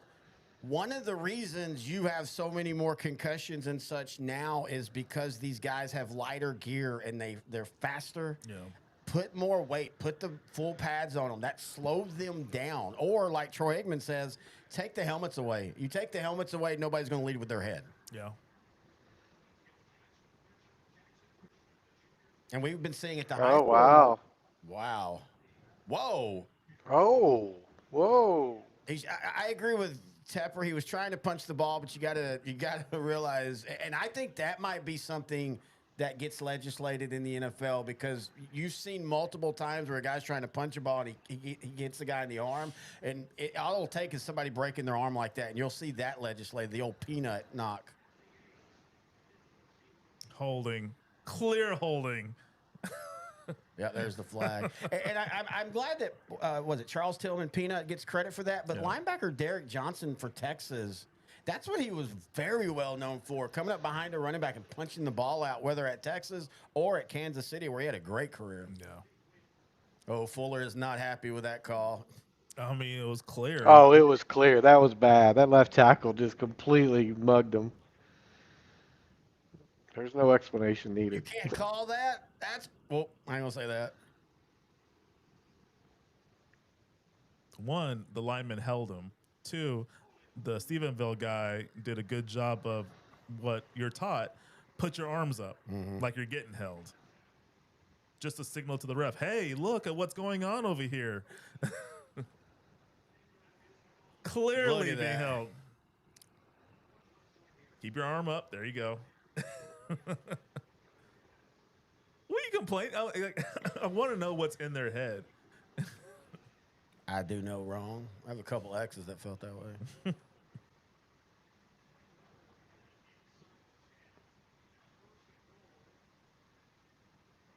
Oh, I like 78 right there getting angry, though, whether he's right or wrong. I like him getting angry. He's a big old boy. Kilgore's offensive line is pretty big, too. I like this guy's name. Butchie. One of my twins played center. He's 5'9", about 180. And we'd watch him go up against some of these nose guards, some of those defensive tackles. And my wife would be like, he's going to get hurt. And I'm like, he's fine. And it was just, he was so technique driven. And it just goes to show you, for a center, if you got great technique, you don't have to have the size. Yep. Exactly. They faked the toss. That was a weird play call right there. Yeah. When I coached at Garland Christian, we had a nose guard that was 5'3" and 120 pounds soaking wet. But he was so good about shooting those gaps. I mean, if he got off the ball at the right time, it didn't matter how big you were you weren't going to catch him, because he was going to get through into the A gaps, and he lived there. Now, in saying that, our defense gave up like 45 points a game, so I'm not. Leverage is key, because I played left tackle in high school, and I was 5'10", and I was lucky because like a lot of the guys I played against were 6'3", 6'4", 6'5". So it was easier for me to get leverage. But I mean, if you have good technique and you swing the hips, hook them. It's all in the hips. It's all in the hips. It's all in the hips. And Mark Flair famously said that he could have played the game without pads, just because of technique. Well, and then how much film do you watch? That's one thing my son was really good about, was watching film, because he's looking for those tendencies, looking for those reads. Yep. It's funny you bring that up, because a guy who I think would have been a Hall of Famer if he doesn't get sick, Travis Frederick, was on a podcast today, and he didn't watch film. Interesting. I mean, Really? he said I would watch the basics, but he goes, for him, he felt that it over-prepared him to where you're starting to look for tendencies and then not paying attention to what was happening. And I love the fact that, good coaches understand that not everybody is the same way. And of course, when you're a couple all-time pros, you kind of get to do, what you want. But I was so fascinated about I'll send you all the thing. I was fascinated by him saying, I watched a little bit, but I didn't need to watch film. I just needed to do what I do best, and I'll figure it out. That kind of blew my mind. Great. Well, my son that played at Eastern New Mexico, he didn't watch a lot of film. He watched some just to kind of understand and get formation so that he could get himself in the right position. But he didn't watch, like I said, the one that played center, he'd walk around the house with his phone, constantly watching huddle film the whole time. Whereas the one that played at college, he didn't. He was just like, I watch enough to know. And he goes, I need to use instinct. That's what he was really kind of honing in, to watch those tendencies. Well, when we all played, you were given whatever the coaches wanted you to see. Yeah, exactly. You didn't have huddle back then where you could just go watch it all. And so your coach was the gatekeeper. And one of the things, talking with all the coaches that we do the coaches shows with, and just talking with coaches in general, now it's like your son that was a center. All the guys have huddle. They all talk about it all week long. They're all working on it and everything. And I think that's fascinating. But also, let's understand, kids that go into high school football today, if they play video games and they play Madden, they know more about football than we did at their age. I mean, even as much as I consumed football back then, I didn't have books on the 4-3 and all that. You go play a Madden game, like, man, I still play video games. I don't even play online because a pre-snap in Madden, you'll have a guy with a joystick make 72 different adjustments in 3 seconds. And I'm all like, I'm just going to toss sweep it and pray for the best. So that's why I don't play online anymore. But these kids know concepts. They know 4-3, 3-4. They know combo routes and all that. It amazes me how people always want to knock kids. But in my opinion, kids today are smarter football players. Yeah, I would agree. And I tell you what, I still play as well. By the way, I've played every single version of Madden ever made. Me too. And I still play, right? And so my boys won't play me. Only one of my kids has ever beaten me, and he's only done that once in Madden. All the high school boys would show up over here. They had a break between their last class and practice all the time when they're growing up.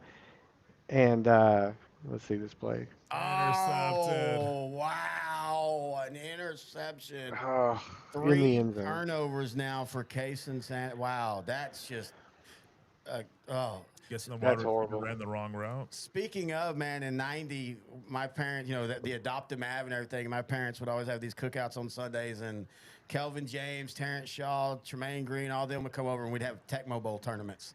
And, man, we would wear out that Tecmo. I had to buy multiple versions of that game because we would wear them out so much on a Sunday. Man, I played with Jeff and Brad all the time. You know both of them. Oh, yeah. And, yeah, Tecmo Bowl, blowing the Yep. get it to play. Yep. I'm more of a I've played every Madden, but I'm still, especially now that college football's back, I'm more into the college. I just like to, like I say, I don't play online anymore. I just play offline. I'll create a school and just, play around with it. I usually have a couple going. I'll have the tough one, and then I'll have the one that I can just throw on, and I'll show Noe sometimes, like my running back will have 10 carries, 500 yards, because I just, I want to blow some steam off. I don't want to have a challenge. So Yeah, I play more college now that it's out, and I definitely enjoy it better. I'll play Madden every now and then just to change it, but college football is by far my favorite one. I hated it when NCAA went away. I'm like, really? I did too, but I did like, what was it, 14. Now, I played that for 10 years and had such a blast on it. Do you play any other games or just sports? Pretty well just sports. If I play any of those shooter games, my boys just annihilate me, no doubt. But I'll play some, but I'll do campaigns on some of those. I won't play online. I just get murdered. I don't play like Call of Duty anymore. I play Siege. I play hockey. I love playing goalie. I do play online on hockey. I play goalie, and then I play college football. And then in the off season, I like to pick one of those big open world games that you just kind of take your time and play for 60 hours, and I'll just kind of tool around with that when I have a little bit more time. That's not good. Their quarterback just left. Yep. Wrap up. Good job, Kilgore. Force the 3 and out. That kid is a load, though. Yeah. I was looking to see if I could find his if he's got any star ratings right now, and I couldn't find anything. Let me see. I looked up his age, but I forgot to. 2-minute. What are your thoughts on the 2-minute warning in college and high school? Other than it throwing me off the very first games, I didn't pay attention to the rules that changed this year. I kind of like it, to be honest. So right now, he doesn't have any stars. Interesting. Okay, I'm going to call BS on this. He is listed as 6'1", 200. There's no way. That kid's 220 at least. I would go 230. I mean, that right thigh might be 180 on itself. And he's bigger than 6'1" as well, I think. You kind of wonder if this is a guy, if he makes it at the next level, is he going to end up playing defense? Because I don't think he's going to have the speed to be able to play. And again, you know that the difference in speed of an average football player at the college level, even for a great high school, is just completely different. Yeah, he isn't as fast. He's just hard to bring down. He hits a hole pretty well. But I haven't seen any breakaway speed from him tonight. But as far as he plays the role very well of picking the hole and putting his head down and getting you 7-8 yards. Another place has him listed at 210 pounds. I still think that's wrong. What will be scary is if he hasn't hit his last growth spurt. Yeah. I mean, you could make the case if he grows 2 more inches, you might be looking at a guy that could play guard. I mean, Well, depending on what his motor's like, he's a defensive end.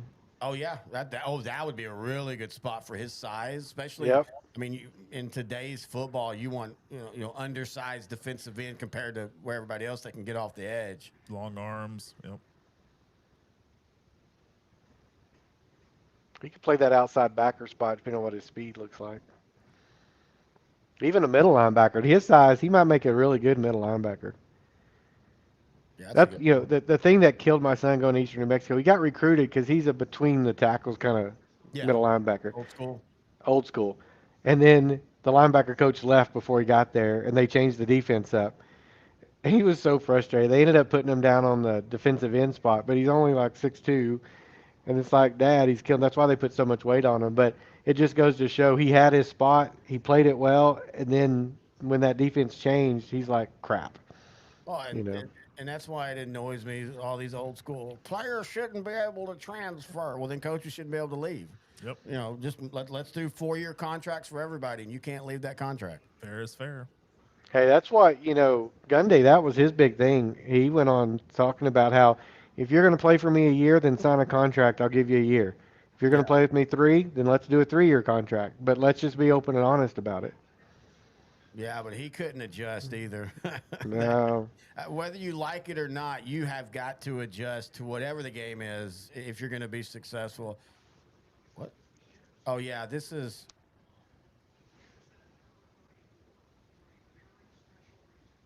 We'll play that during the halftime.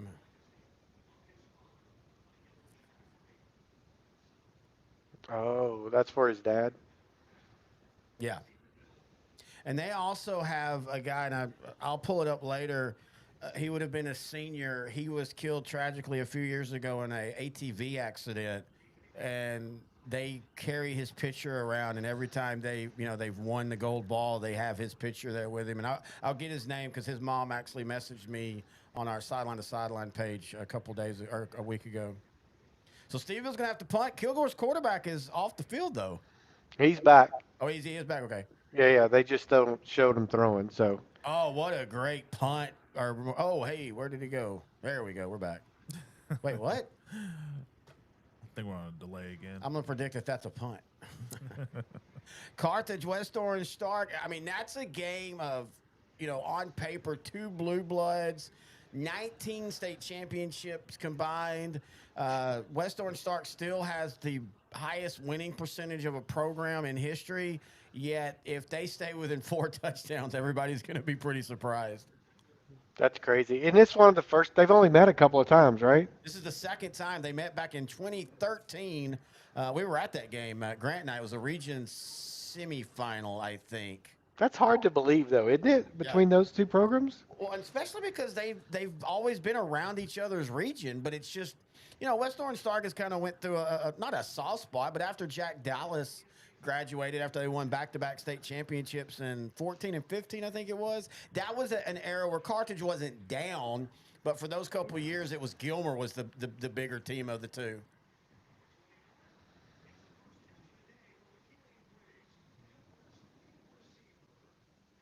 And if you're Kilgore, you got to feel just very happy it's 0-0 right now. Yeah, 3 turnovers.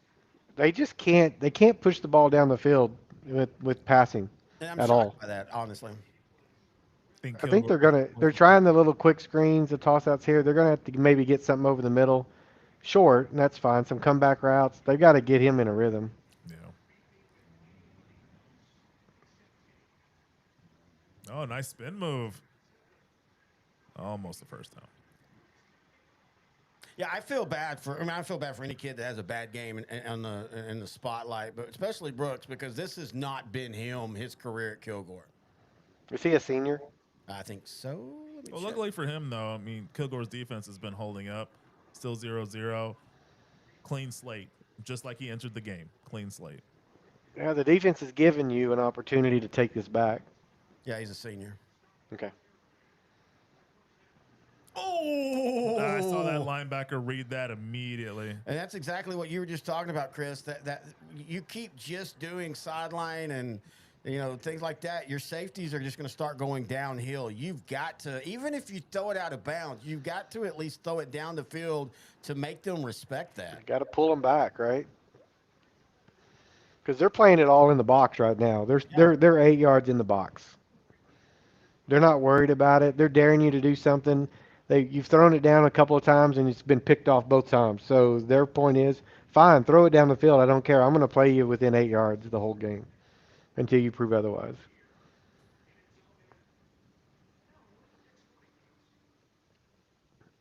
Looks like Stephenville has no timeouts. Kilgore still has 53 seconds.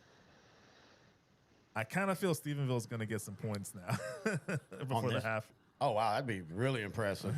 Because, I mean, look, as much as we keep talking about what Stephenville's doing defensively, Kilgore bending but not breaking, man. I mean, they have made key play after key play after key play.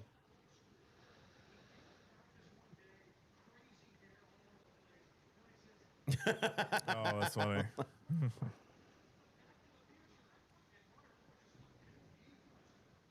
Yeah, see that helmet sticker that says the JTM. Yeah, that's the kid that passed away of an ATV accident. I think it was I think he was a freshman when it happened. But Kilgore's gonna punt. And are they gonna call it? Or was it a good acting job by the punter? No flag. Wow. So it was a good acting job by the punter. Well, terrible acting job, I guess.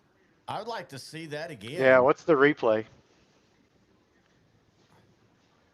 Oh, come on. Show the replay broadcast.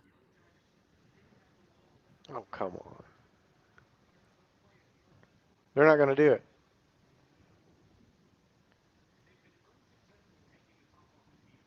Oh.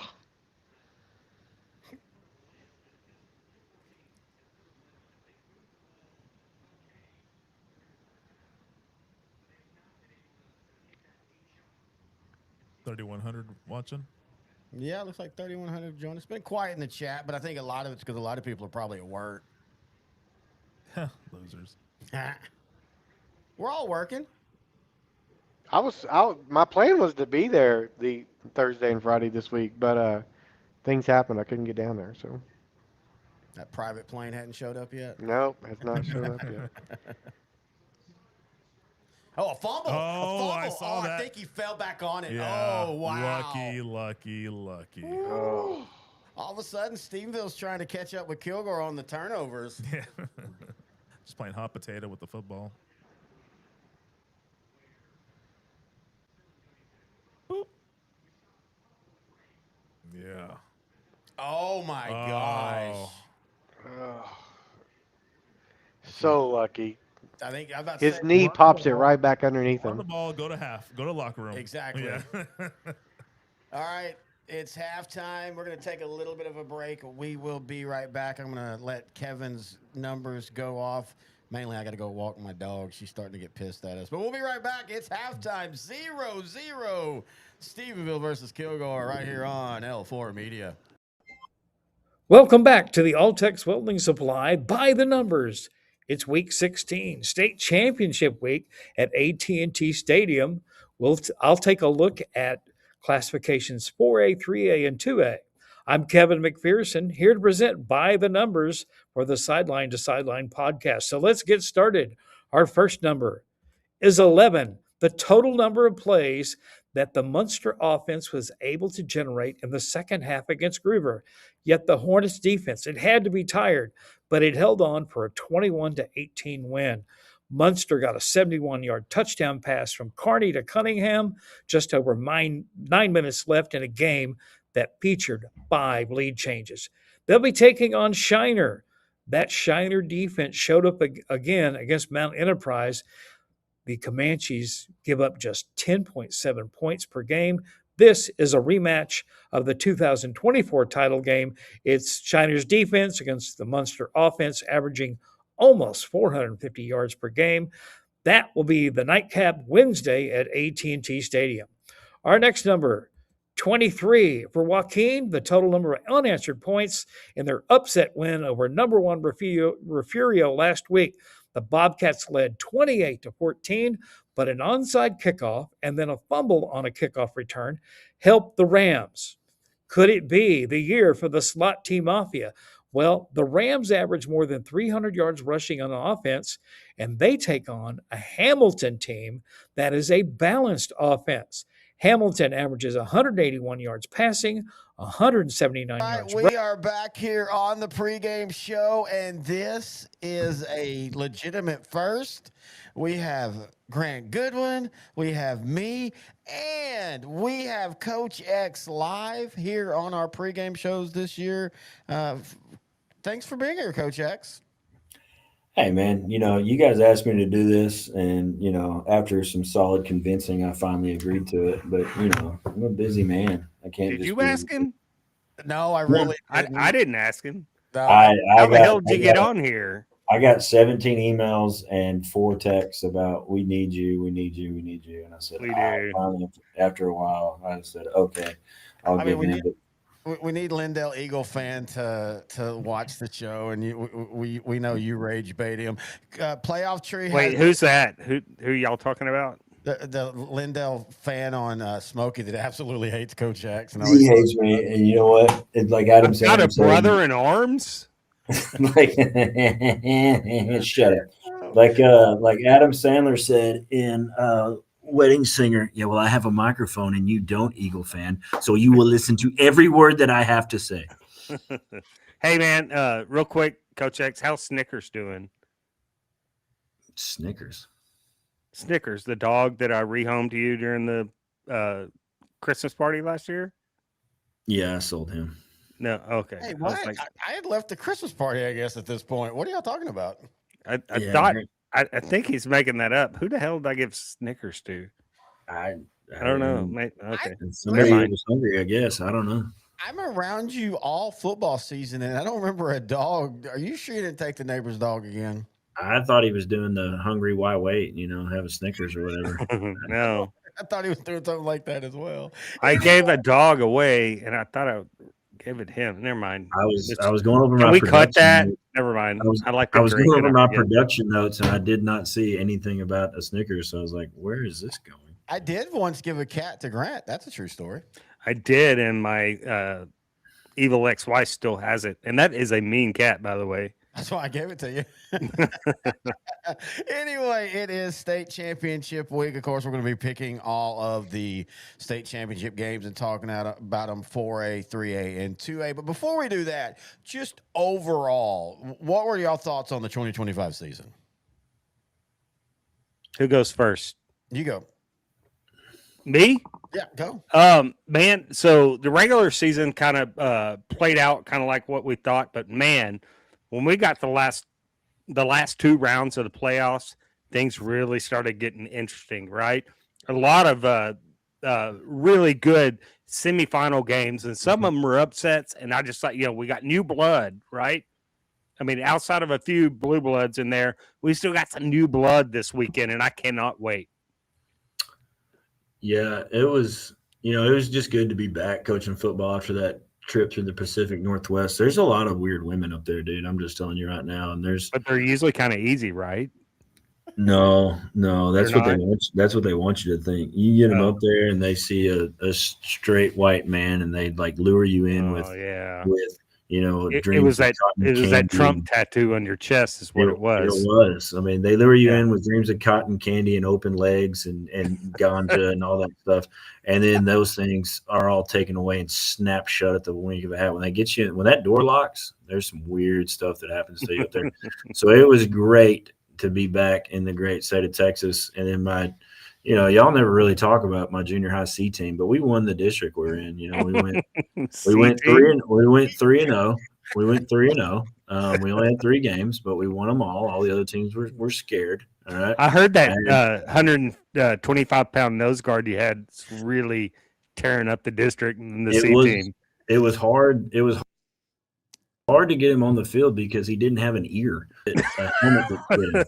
He had a prosthetic ear. And so, prosthetic ear. Did he hear through it? He couldn't. I mean, well, we tried. Like, I was going to make him the quarterback, and I was going to speak into the ear and see if he could hear me out on the deal because we couldn't afford the communication system. It didn't work. It didn't work. Y'all don't have the Apple iWatches on the C team. We don't have that. We had the Apple. We had the iEars, and so we tried that, which was Mickey Mouse ears. It was, dude. It was that, and so Civil War thing that stuck out. his prosthetic ear kept coming off every time he got hit, and we'd have to tell him. And then the weird thing is they had a 125-pound nose guard, but a 275-pound running back. So it's the dynamic of the junior high C teams that are always fun. We had a 275-pound running back who runs like a 8-second flat 40 is the superintendent's kid, right? So you had to put him back there. He's really hard to tackle. It's like it was like a Vader from WWE, dude, if you remember Vader. But yeah, we did have a one-legged deep snapper too. He snapped it and he rolled. He was pretty good. But other than that, I can't wait to see this C team when they get up to varsity. Hey, they'll be ready to go. Those guys would stick you. All right. Oh man, can you get us sideline credentials to see one of y'all's games? We play on Thursdays. We usually kick off around 4, so it's going to probably be tough for y'all to get here. But we'll figure or figure it out.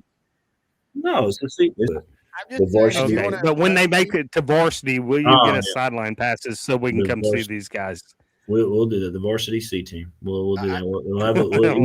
Y'all have a varsity C team. Each one of them will have a little patch on their jersey. It'll be C, and everybody be like, "Man, they got a lot of captains." No, those guys were on the C team 6 years ago. Y'all play Huntington, and you play Paris Chisholm, Tulia and Tornilio. Anthony. If you want to impress me, instead of a one-legged snapper, give me a one-legged punter. No, dude. No, yeah. That's pretty awesome. He's the quickest in the district. Catch, snap, kick, back on the ground. Going back to the season, Grant and I, and of course, Coach X talking with us in text and stuff, we talked about outside of 4A, 3A and down, it felt like this was going to be a year of change. Now, in saying that, we do have Munster and Shiner. That's a rematch. But I think that's a rematch everybody's kind of curious to see about. But when you look at Hamilton versus Joaquin, and then especially 3A Division I, and of course, we'll get into the actual state championship when we pick that one. But just 3A Division I was the most interesting because you had so many powerhouses. And yet, at the end of the day, Yoakum is one of the teams that just kind of survived maybe the toughest region. Yeah, for sure. I mean, Yoakum Region 3 and 3A Division I is a monster. I mean, Franklin, Columbus, Hitchcock. I mean, even the bad teams are good. I mean, they kind of cannibalized each other, right?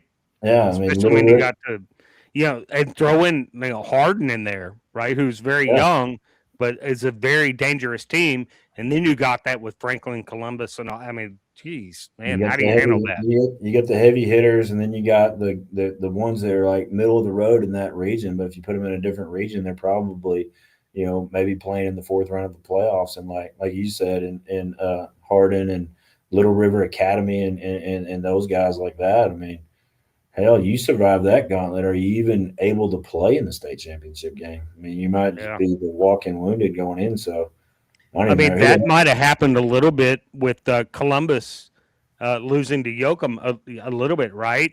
They left it all on the field against Franklin. Not saying Yoakum, wasn't the better team, because obviously they are, but Columbus just let a lot of their guts on the field against Franklin. Yeah, I mean, one of their starting linebackers was out for that Yoakum game because of the Franklin game.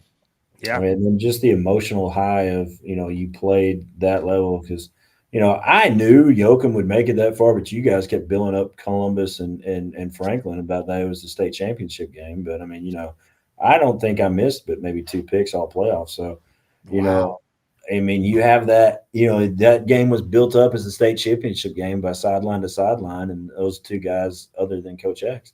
So, I mean, those kids go from that to, to the I almost missed my my Joaquin over Refugio pick. I was close to losing that. I thought there for a while that Refugio's going to win that game, and I was like, I'm going to look like an idiot. I mean, I picked Joaquin like nobody else. Yeah, did. me too. Me too. I think we I even don't think discussed that. there was a whole lot of people in the state who didn't think Joaquin would beat Refugio. I mean, Just you and I, really, to be honest with really, you. It's Joaquin. Terry picked Refugio by like 35 or something like that. Yeah. What an idiot! I know. Yeah, I know. It's all right. Man, he's still learning. He's only been in this for 35 years. I've been so reading. he'll get it. Just like Grant's parents reading how to, teach a retarded kid. I've been reading how to ball. I'm just trying to figure it out. But it is funny though that 2A Division I. Wait, did you just bring up the book that I found in my parents' house? That's become such a thread this year. Everybody talks about they legitimately on our Discord, which if you join our Patreon, you can see on Spooky Messages. Everybody thinks that's a joke, like you're just making that up, but that's a real thing. No, I have the picture of the damn book. Yes, he does. Which I will confront my parents once again at Christmas. But anyway, going back to 2A Division I, and we're not going to talk realignment now, but in saying this, it is crazy that this is a division that's getting 2 first-time state finalist teams, and then when the numbers came out today, Munster and Shiner are moving up to 2A Division I, and it kind of feels like we're going to get a repeat of what we're having in 2A Division II and 2A Division I next year. Oh yeah, there's a good possibility of that. I mean, that's a great game. Just the square-headedness of that game. Shiner versus Munster. I mean, the beer Bohemia makers, Bowl, right? Yeah, the beer makers versus the cheese makers. I mean, come on, dude. Come on, throw on some lederhosen, put on a feather hat, and start freaking doing some polka dance. We saw at the end of this game last year when Munster outlasted Shiner in a great game. Everybody looked at each other in the press box at AT&T Stadium and saw what both teams had coming back and saying, we're going to see this game again next year. And lo and behold, here we are. But the crazy thing is, yes, but then that still was one of the toughest divisions in the divisions that all around. I mean, you look at just what Munster had to do to get through to Region 2 and then to survive Groover, which, man, Groover did everything right in that game. Even Coach Carney said it, and you'll hear it on the pregame for that one. Groover outplayed Munster, but, I mean, Munster has that championship pedigree. Well, I was talking to a guy from Munster at the Gunner Wall game. He was an ex-Gunner guy, and he had a kid that played for Gunner, moved to Munster, and he was talking about that Munster Groover game. And I said, man, that Groover defense was pretty darn good, right? And he said, yeah, they were a lot better than what we thought they were going to be. Yeah. And that summed it all up because Groover's defense was low-key one of the best defenses in the region, if not in the state. They were, and again, when we get to that pick, Munster's also going through some injury issues, which might change how this state championship game is. But overall, though, I think the best thing is it's just been such a wide open season. I know when you look at 4A, you see, and I know Stephenville's a blue blood, but they haven't been there in a few years. Kilgore is back. In 4A Division 2, yes, you've got Carthage, but West Orange Stark, a blue blood, but they haven't been there in a while. And then again, 3A Division 1, crazy. 3A Division 2 is going to be fun. We get the Munster Shiner rematch, but we also get the Hamilton versus Joaquin. Looking outside of that at 5A and 6A, I don't know why. Maybe it's just been a couple years, but I'm actually interested in the Duncanville versus North Shore game again. I feel like that's now back. Man, we get that one again. Yes, for 5,000 years in a row. We get, and both of them were off of at least Duncanville was off of upsets, right? Yes. Yes. All right, let's turn our attention to Kilgore versus Stephenville. Of course, Kilgore made it last year, losing to Salina. Man, this is one of those games that I can see this being a defensive slugfest. I also can see this being a big, high-scoring game. Grant, you start. What are your thoughts on this one? Well, I think Stephenville has the edge up offensively. Obviously, and their defense is top-notch. One of the best defenses in Class 4A. But I think Kilgore to win, look, Kilgore's Cam Christian. at nose guard is going to kind of limit Zyler McClendon, the running back for Stephenville, right? I think that's what they're going to take away. Kilgore's going to take away the running game. Now, Trot Jordan, quarterback, has been money all year for Stephenville. Kilgore's got the quickness to jump on routes early, right? The short routes. But I think I just think Stephenville's offense, the way they can get the ball out quick with Trot Jordan on the edges, and then the deep ball, they've got two wideouts. They can go and get every 50-50 ball, it seems like, right? And their defense is going to limit Kilgore a little bit. I like Stephenville, but I think this is going to be a darn close game. I like Stephenville in a close one, though. Coach X? Yeah, I was at the the Salina Kilgore game last year in the state championship game, and I thought that was going to be a really good game. And Salina punched Kilgore in the mouth, and Kilgore said, "We're ready to go back to East Texas." And I don't know that it will be any different. I mean, Stephenville beat Ruston, who beat Longview. I know, like really, football's all about matchups and all that. I don't know that Kilgore will be the best team that Stephenville has played all year, and I think Stephenville will be the best team that Kilgore has played all year. I really do think that. Well, they did play Carthage. They did play Carthage. I'm a big Carthage fan. I'm not so sure Carthage could beat Stephenville. I get it. And so I really do. I like Stephenville, or I had a really good time in Stephenville from in the early part of my younger years, or whatever F. Scott Fitzgerald said. In my younger, more vulnerable years, I had a lot of good times in Stephenville. A lot of times, like, I made that joke before. I got kicked out of city limits once, lots of times, and I used to be a bouncer at Ballstocks. Ballstocks not even in Stephenville anymore. They changed it all up. It's gone. But I used to walk right across the street from Tarleton into Ballstocks, put my shirt on, and get to work. You know what? I went to Weatherford College my freshman year, and we used to go to Ballstocks all the time. I wonder if you probably kicked me out once or twice, because I got kicked out once or twice. I probably kicked you out more than once or twice. But yeah, and you probably said, "Dude, that was the toughest dude I've ever kicked out." That was the baddest dude in the history of Weatherford College right there. But anyway, I think it'll go this. I think it might be close for a while. Kilgore can run the football. They are really good on defense. But darn good on defense, and that's what's going to keep them in this game. So is Stephenville. Yeah, they are. Stephenville and Carthage was really good on defense last year, and they're always going to run the ball. They're going to run the power. They're going to do all that stuff. But I got to go with the Yellow Jackets in this one.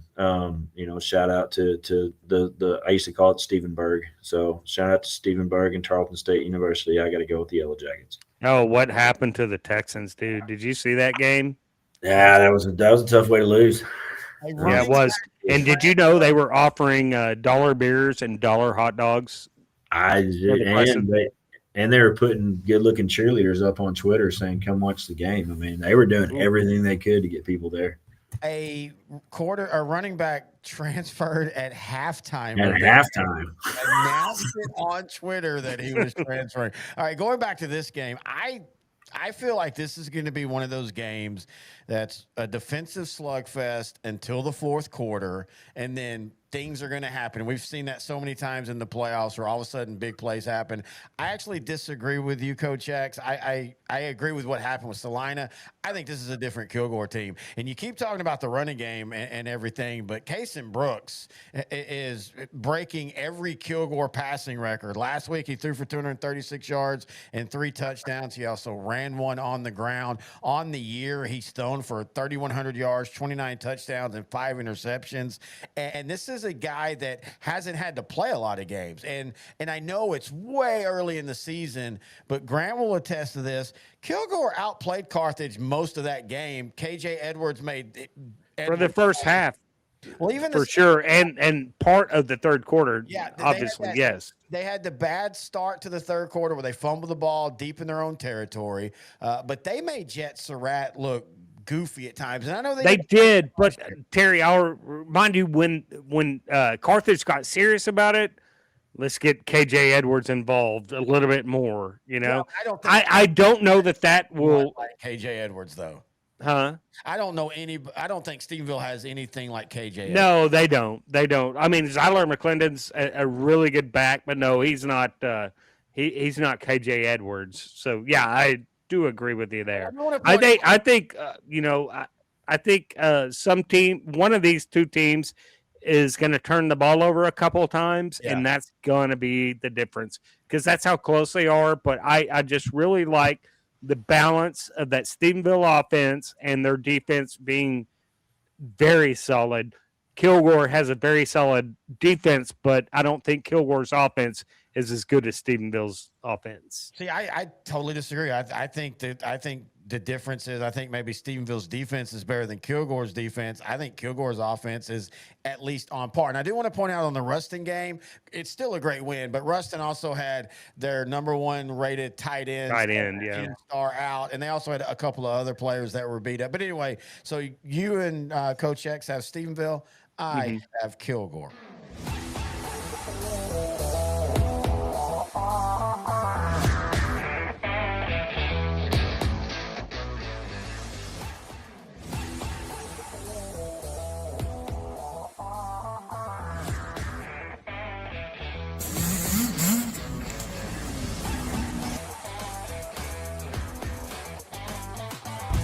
Hi, I'm Josh Bell with the Miami Marlins. I wear NeuroGuard to help with strength and coordination when I'm in the weight room and help with balance when I'm on the baseball field. One of the most comfortable, reduces concussion, increases performance. You can't get a mouthpiece like that on the market. Not only is it a great product, it's super easy to use. I recommend it for any player at any age or any level. Thank you guys so much, and go check out NeuroGuard Plus. NeuroGuard mouthpiece makes it easier to breathe while playing basketball. The unique design is not as bulky as any other mouthpiece and makes you feel safe in concussions. NeuroGuard. They control my breathing while I'm riding. It stops me getting concussions while I wreck. It's very easy to use, so go pick one up today. You know, I'm still doing stunts. In the concussions I've got, and I feel much safer with that. I'm doing, like I said, I'm doing a whole lot better in the gym. So NeuroGuard Plus, once this one wears out, you've got a customer for life, because I'm telling you people, NeuroGuard Plus is the way to go, and me, Mark Ash, says so.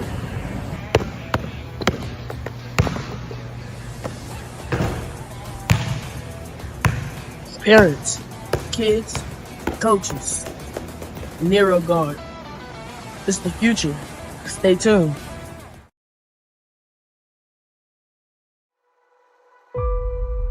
Coach Surratt came in 2007, and really what's remarkable about him is how quickly he turned the program around.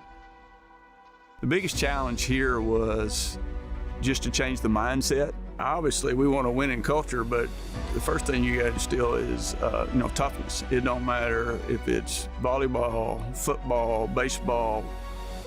He's put Carthage on the map to a great extent.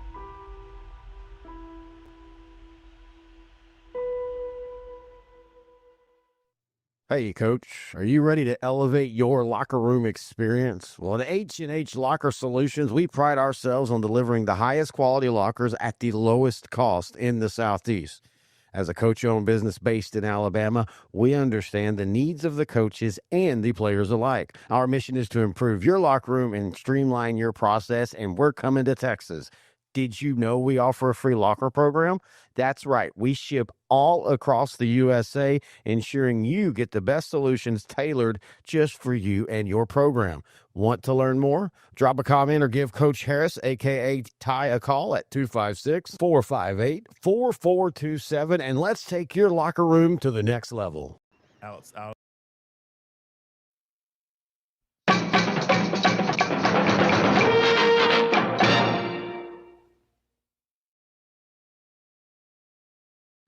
All right, we are back now. Long half, so we play some stuff so we can all get our drinks. And I ate a bologna sandwich. I hadn't eaten all morning because I was trying to edit. But guys, I mean, This has been a slog of a game. I mean, I'm enjoying it, but man, these two teams are just standing in the middle of the field, just swinging at each other.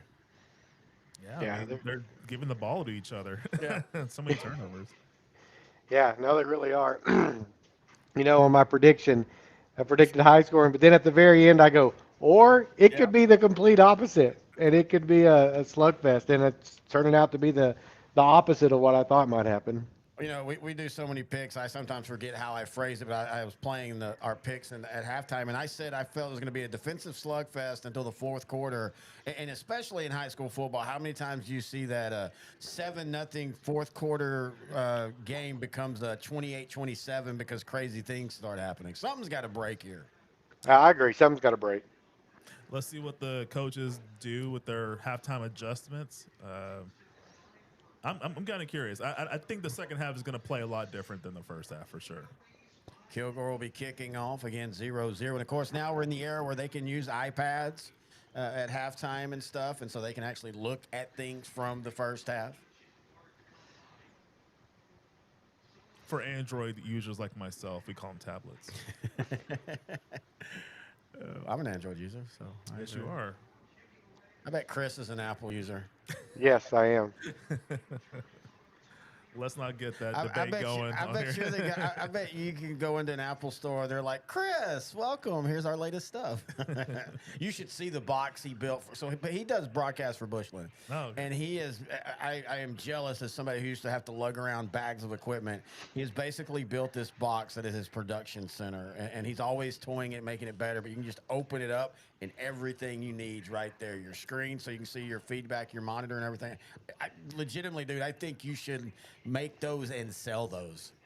It's been a labor of love, and it was all out of frustration, right? It's like, I'm so tired of carrying all this crap and setting it up, and then it taking us 30 minutes to get out of the press box. And now we beat our camera guy most of the time. He doesn't even get the camera broke down by the time we're ready to roll. So I'm serious. You need to market that because I wasn't even doing video, but doing audio back in the day, same thing.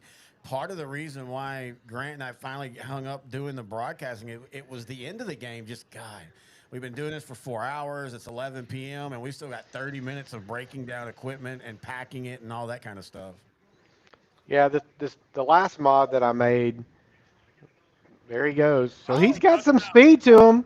No, they called him out. Did he go out? Sadly, it won't matter because they're going to call it out, and that's a non-reviewable. You can't really do anything about it. Let's see. You said it wasn't going to be the same, intern Noe the Pro, and you got the first one right. Oh. He did not go out. I don't think he did. We need another angle. He's still in. Still in. Right there, maybe? Maybe the left toe or left heel. That is so close. I think that's the one, the left heel, maybe. Right there. That wasn't conclusive to me. Wow. Well, we answered the question, does he have speed? One-on-one. That's a touchdown. Wow. And Pass flag. interference. Pass interference on the defense. It will not count. The touchdown will. Stephenville strikes first. You get the big run play. Then you hit him with the big pass play. Man, what a start to the second half for Stephenville. There you go. Yeah, couldn't have scripted better.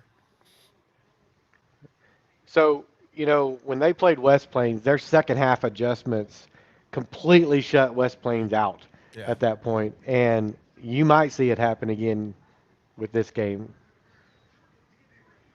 Threw it early enough to where he could maintain the one-on-one coverage. The safety tried his best to get there, but it was just too late. Great execution. Great concentration on the catch, too. Yep. Yeah, sometimes the worst thing, talking about West Plains, that can happen to a team is you beat the team the year before. Same thing like with Carthage and Athens. Athens hung around with Carthage so much in district play.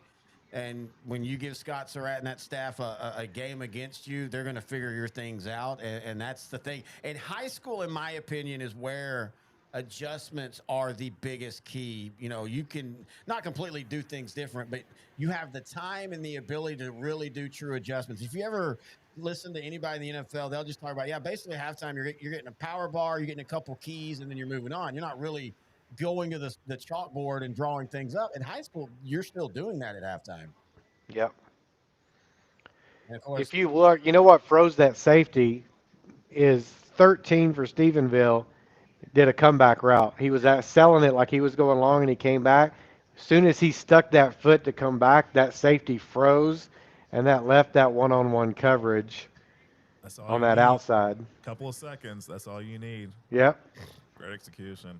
Just enough to cause a pause. Yeah. cause a pause. I like that.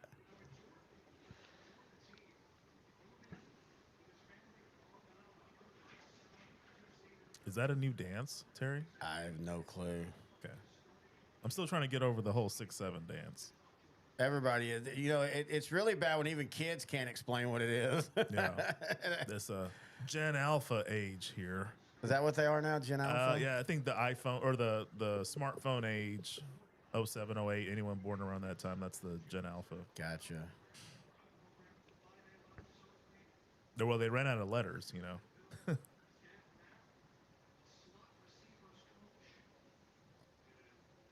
Well, he's having fun on the sideline. He's talking, isn't he? We got points now. Okay, head coach looks hilarious with the hair because he looks very straight laced, and then he has that hair. I can't take him seriously. It was so funny in that game last night. Grandview, Kenny Heath, who knows Grandview well, kept pointing out they kept pointing to the wrong coach for Grandview all game long, thinking that was the head coach, and it wasn't. It was the offensive coordinator. All right, so Kilgore has to answer now. Positive yards to start. They're gonna have to. They won't be able to slog it all the way down to the other side, though. They're gonna have to have some big plays here. They need to get a little bit going with the run game. Then they need to hit them with a little play action. Yeah, kind of like what Stephenville did on that drive. Yep, that's exactly what they did. No negative plays either. Correct. Like this play right here. Wow. I mean, why did you curse them, Terry? I just, I am not a big fan of left-right football, especially when you're playing a team like Stephenville. We saw it last night with Grandview. Whenever Grandview would go up and be aggressive north-south, they were having success against Yoakum, but then they'd start trying to throw the wide receiver screens or these slow developing left-right plays, and Yoakum could just key down and use their speed to tackle them. You go from 3rd and 2, or 2nd and 2 to 3rd and 8. Seems like Stephenville is a faster team from sideline to sideline. And they really shouldn't be. Oh, nice play right there. Oh, what a big play for the first down. Clutch. Who was that? Who caught that? The tight end. The tight end. Position you First talked catch of the year. Wow. Oh, wow. First catch. I think he kind of runs as fast as we do right now. Yeah. That's the rumbling, tumbling, bumbling kind of. Yeah. But he's like super excited. Oh, I've held out all year. I get a catch in the state championship game. He'll be talking about that for the next 30 years. Oh, here we go. Kilgore answering back with a big play of their own down the sideline. Rayshawn Williams, we hadn't really talked enough about him, man. What an explosive play. And just like that, both offenses' adjustments are working coming out of the halftime. Yeah, that tight end, in 10 years, he's going to be telling that story about how he caught the key catch that started the comeback and all that. His kids are going to be looking at him like, you caught a pass, Dad? Hey, when he gets that sales job for the car dealership or whatever, yeah, he's going to be referencing that. Oh, like the Vanderbilt quarterback where he'll end up selling cars? Yeah. No, Diego Pavia. Man, has there ever been a player that goes from the plucky underdog to one of the most hated players in a 3-year window? I love the meme. Somebody said, man, it's bad when you make people hate Vanderbilt football. Which we got to see him in person. Yeah. Had a blast at that game. And give him credit, man. He almost brought him back, but the dude needs to dial it down a little bit, especially when he says F the voters at the Heisman. That just... I don't know why he thought he was going to win the Heisman Trophy. And also, he looked like a singer from the 90s Color Me Bad. That R&B outfit, group. that outfit didn't help. Turtleneck and Chains. You remember that album from Lonely Out? Turtleneck and Chains. What'd y'all think of the Heisman voting? I knew it was going to be Mendoza. No, we called it. Number one team, undefeated, starting quarterback, great, an underdog team, really, if you think about it. I just knew it was going to be him. I really thought Jacob Rodriguez should have gotten an invite to New York. I agree. My partner and the other show, he and I get into this big argument. Of course, he's a former quarterback from Indiana State. But I said, well, just call it the quarterback award then if you're not going to at least acknowledge the fact that he was the best defensive player. And he goes, he won the best defensive player award. And I go, yeah, but that's the best player award too. So we go back and forth. But I think he should have had the invite. I think Mendoza rightfully won, but I think he should have been there. I almost think when they put him on offense, I think that kind of unfairly to him kind of soured people on it because it felt like Texas Tech was trying to force that vote, to get him on the thing. I do think that, look, we need to have the conversation.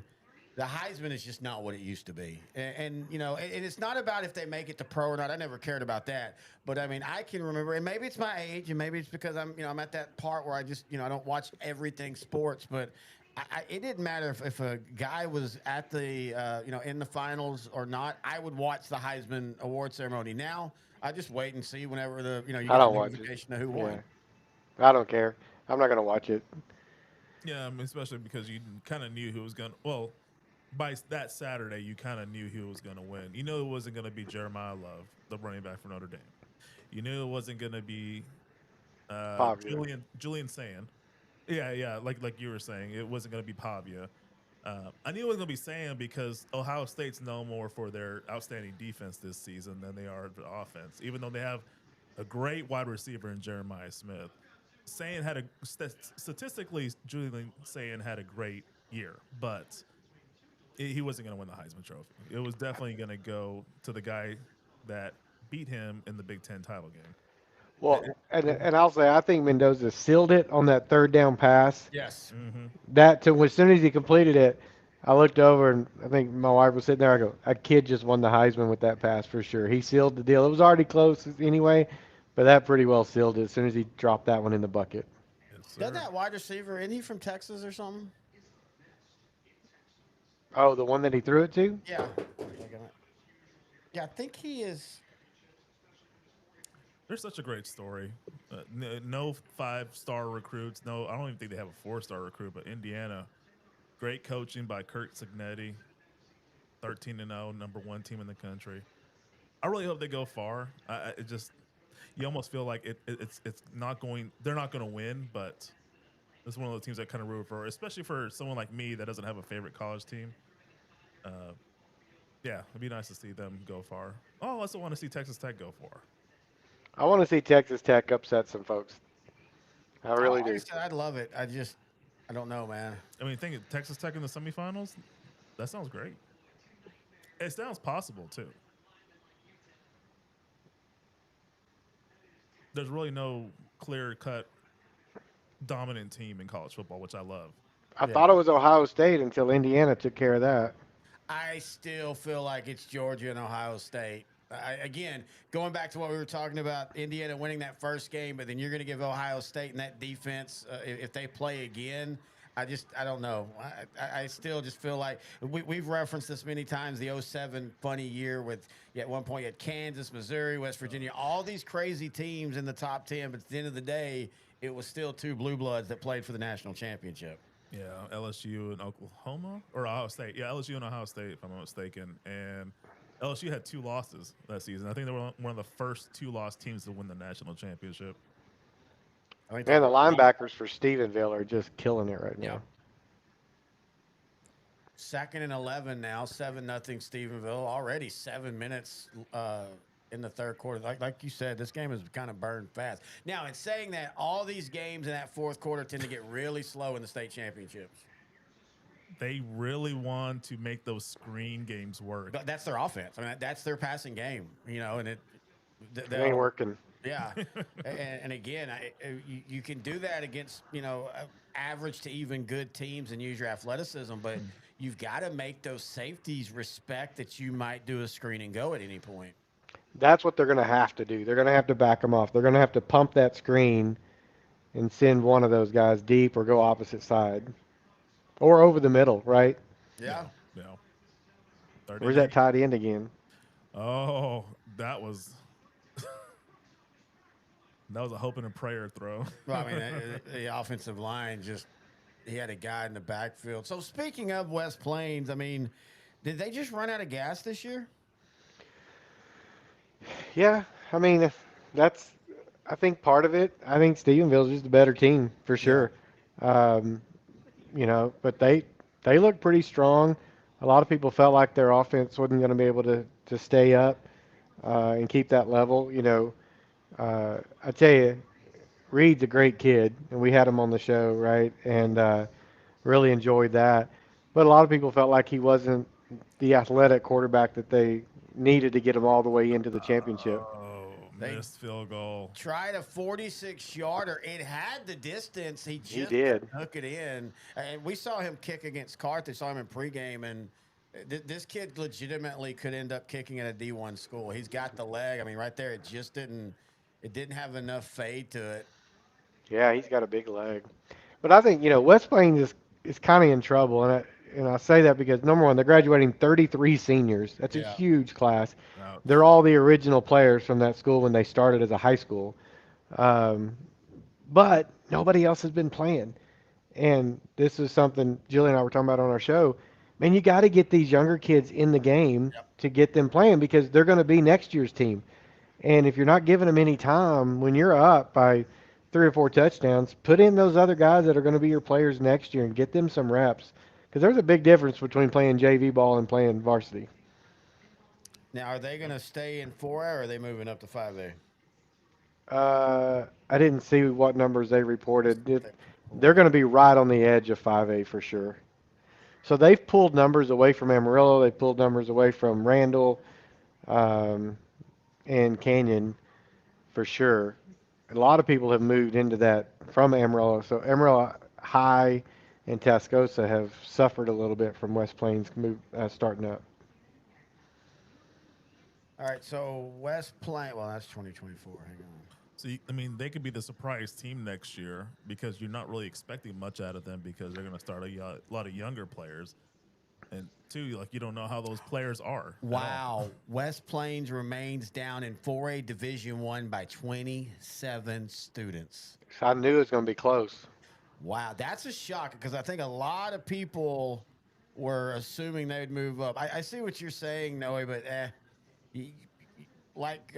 you're going to be starting probably nothing but juniors and sophomores and seniors like Chris that hasn't got a lot of playing time. And Canyon in of itself, we got to give Canyon ISD credit. All 3 of their teams played for a while in the playoffs. One of them, Canyon, their head coach, basically went on TikTok and shot the bird at everybody and told them to F off in the middle of the season. So he was reassigned. They still kept winning. And then Randall was supposed to be down this year. And that defense was so darn good, and they are very, very young. I think that's the team that maybe takes West Plains' place in the hierarchy of Canyon next year. I think so too. I definitely think Randall's teed up to be that team, and from Amarillo ISD, it's definitely Paladura High School is going to be that team next year. I agree. They're not sneaking on anybody, but they got some serious talent on that team. A lot of D1 kids.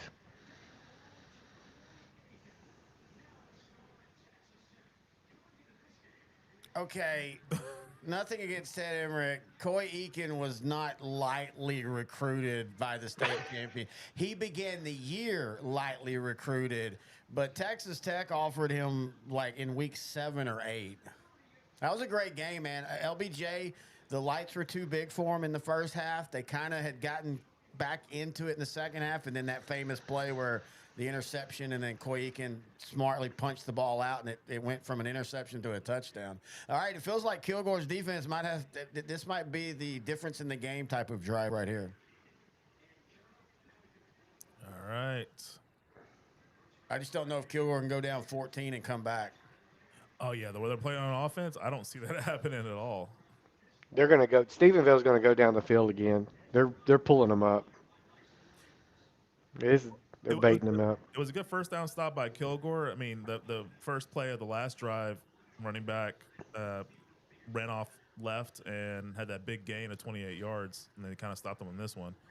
All right, roll out the right catch. That's Stephenville 101 passing right there. The rollout, the wide receiver running the out to the sideline, catch, plant the foot, go out of bounds. It's such a good offensive scheme if you think about it, because if you can get a quarterback who can throw on the run like that, you're gaining so much space for a receiver. Yeah. To be able to get open, because what are you going to do as a defender? It's hard to do that unless you're double covered in there and you got a front and back coverage.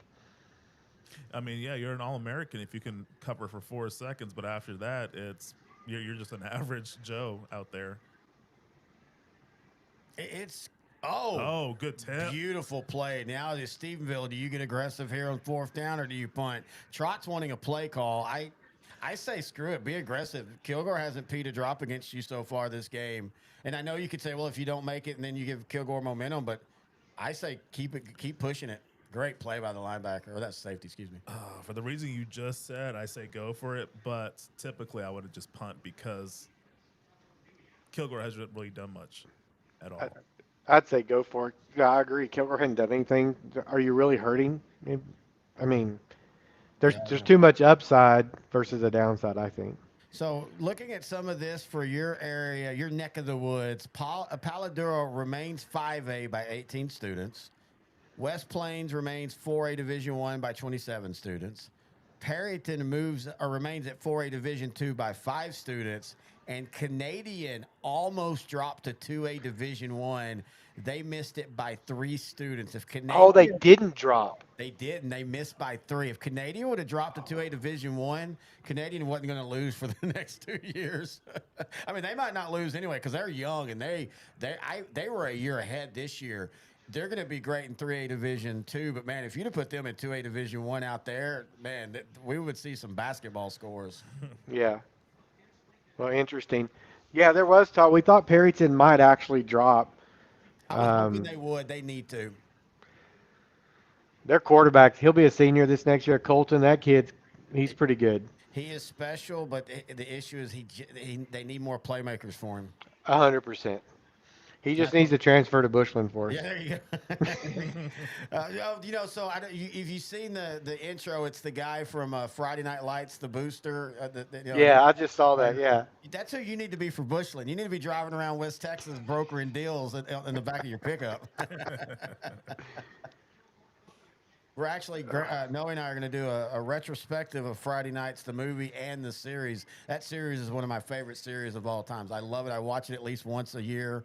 And I not only because it's football, but just the acting and everything. Just one of those great shows. I can't watch the movie. Yeah, well, because it's wrong. Noe knows because you repeat it every wrong part of it. Well, it's especially the Marshall one because Marshall beat them, and the thing that at home.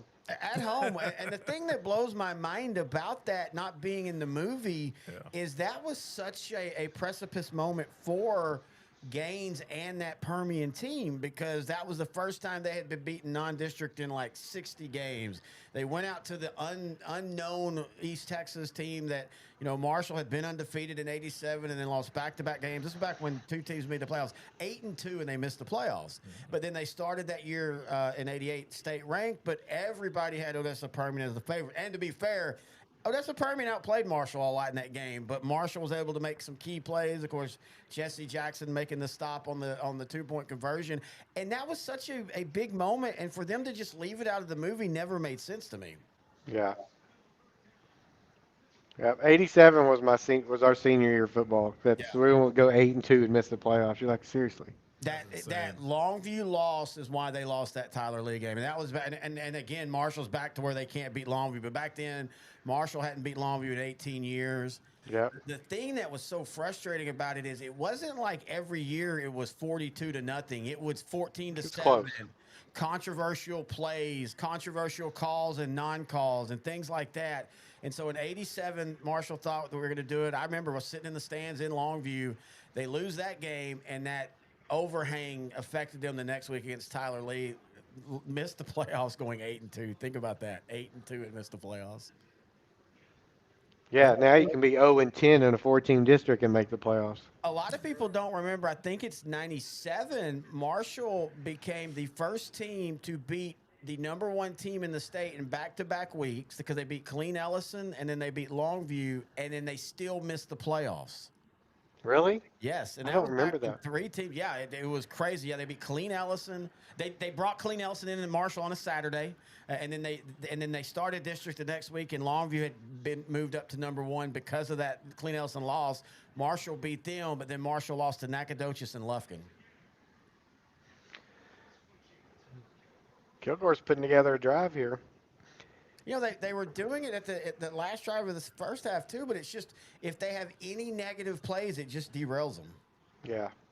That's a good point. Things have to go right. I think a trick play, if they can get to the 50-yard line, a trick play might be in the cards. Something that'll throw off Stephenville. Reverse might not be a bad one. Yeah. Because Stephenville's so they pursue. Yeah, that's it. You can't do that. Hey, good hands, lineman. You might want to make them an eligible player on the next play. He caught it just fine. Like the lineman instinctively had to catch the ball. Not bat it down, just instinctively catch it.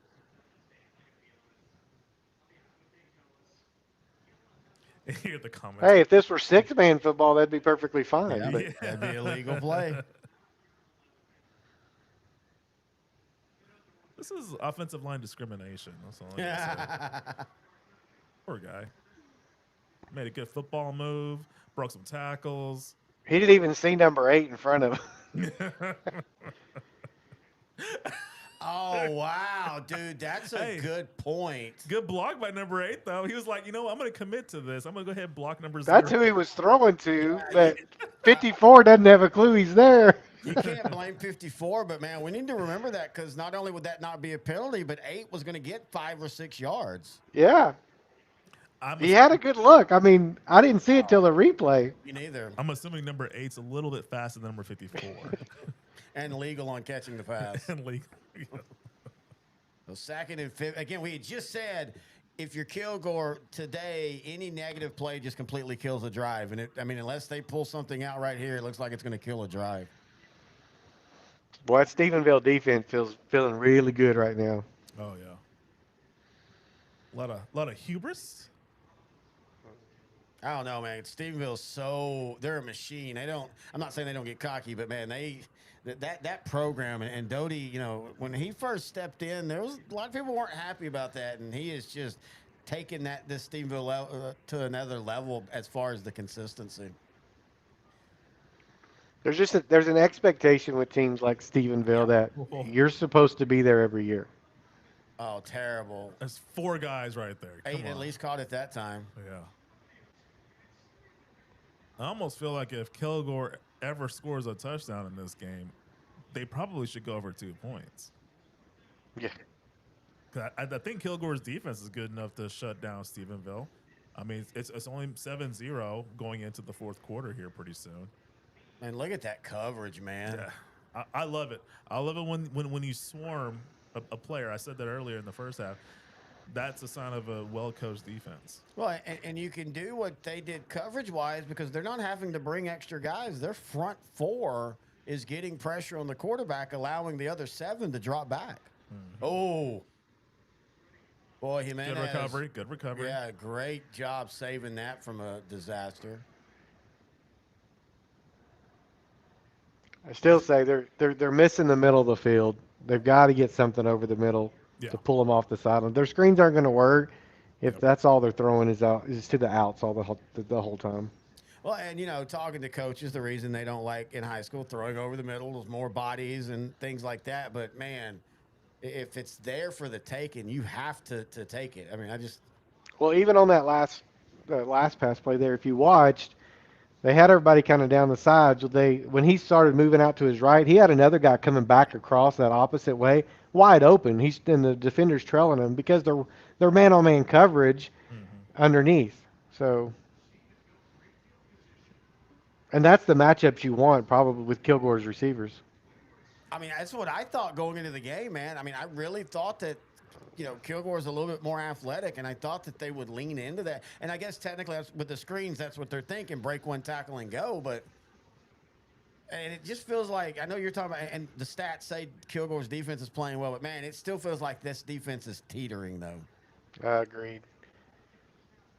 I tell you, their center has had bad snaps all day for Stephenville. He had bad snaps when we saw him against La Vega. It didn't matter, though, because they boat raced La Vega like 64-14. But, yeah, I think that's kind of been an issue all year. And I think that's the coach's son, Doty, if I'm not mistaken. Oh, it is.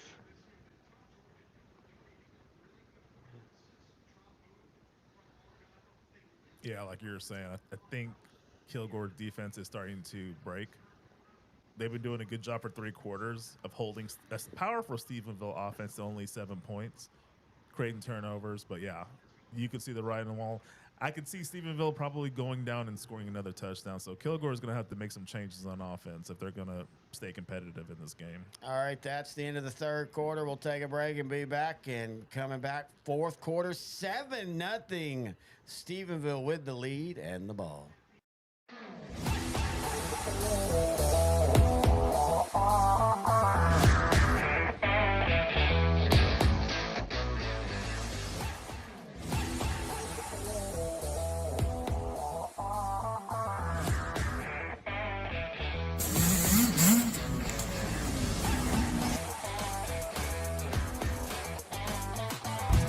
Hi, I'm Josh Bell with the Miami Marlins. I wear NeuroGuard to help with strength and coordination when I'm in the weight room and help with balance when I'm on the baseball field. One of the most comfortable, reduces concussion, increases performance. You can't get a mouthpiece like that on the market. Not only is it a great product, it's super easy to use. I recommend it for any player at any age at any level. Thank you guys so much, and go check out NeuroGuard Plus. NeuroGuard mouthpiece makes it easier to breathe while playing basketball. The unique design is not as bulky as any other mouthpiece and makes you feel safe in concussions. NeuroGuard. They control my breathing while I'm riding. It stops me getting concussions while I wreck. It's very easy to use, so go pick one up today. You know, I'm still doing stunts. You know, and the concussions I've got, you know, I feel much safer with that. I'm doing, like I said, I'm doing a whole lot better in the gym. So NeuroGuard Plus, you know, once this one wears out, you've got a customer for life, because I'm telling you people, NeuroGuard Plus is the way to go, and me, Mark Ash, says so.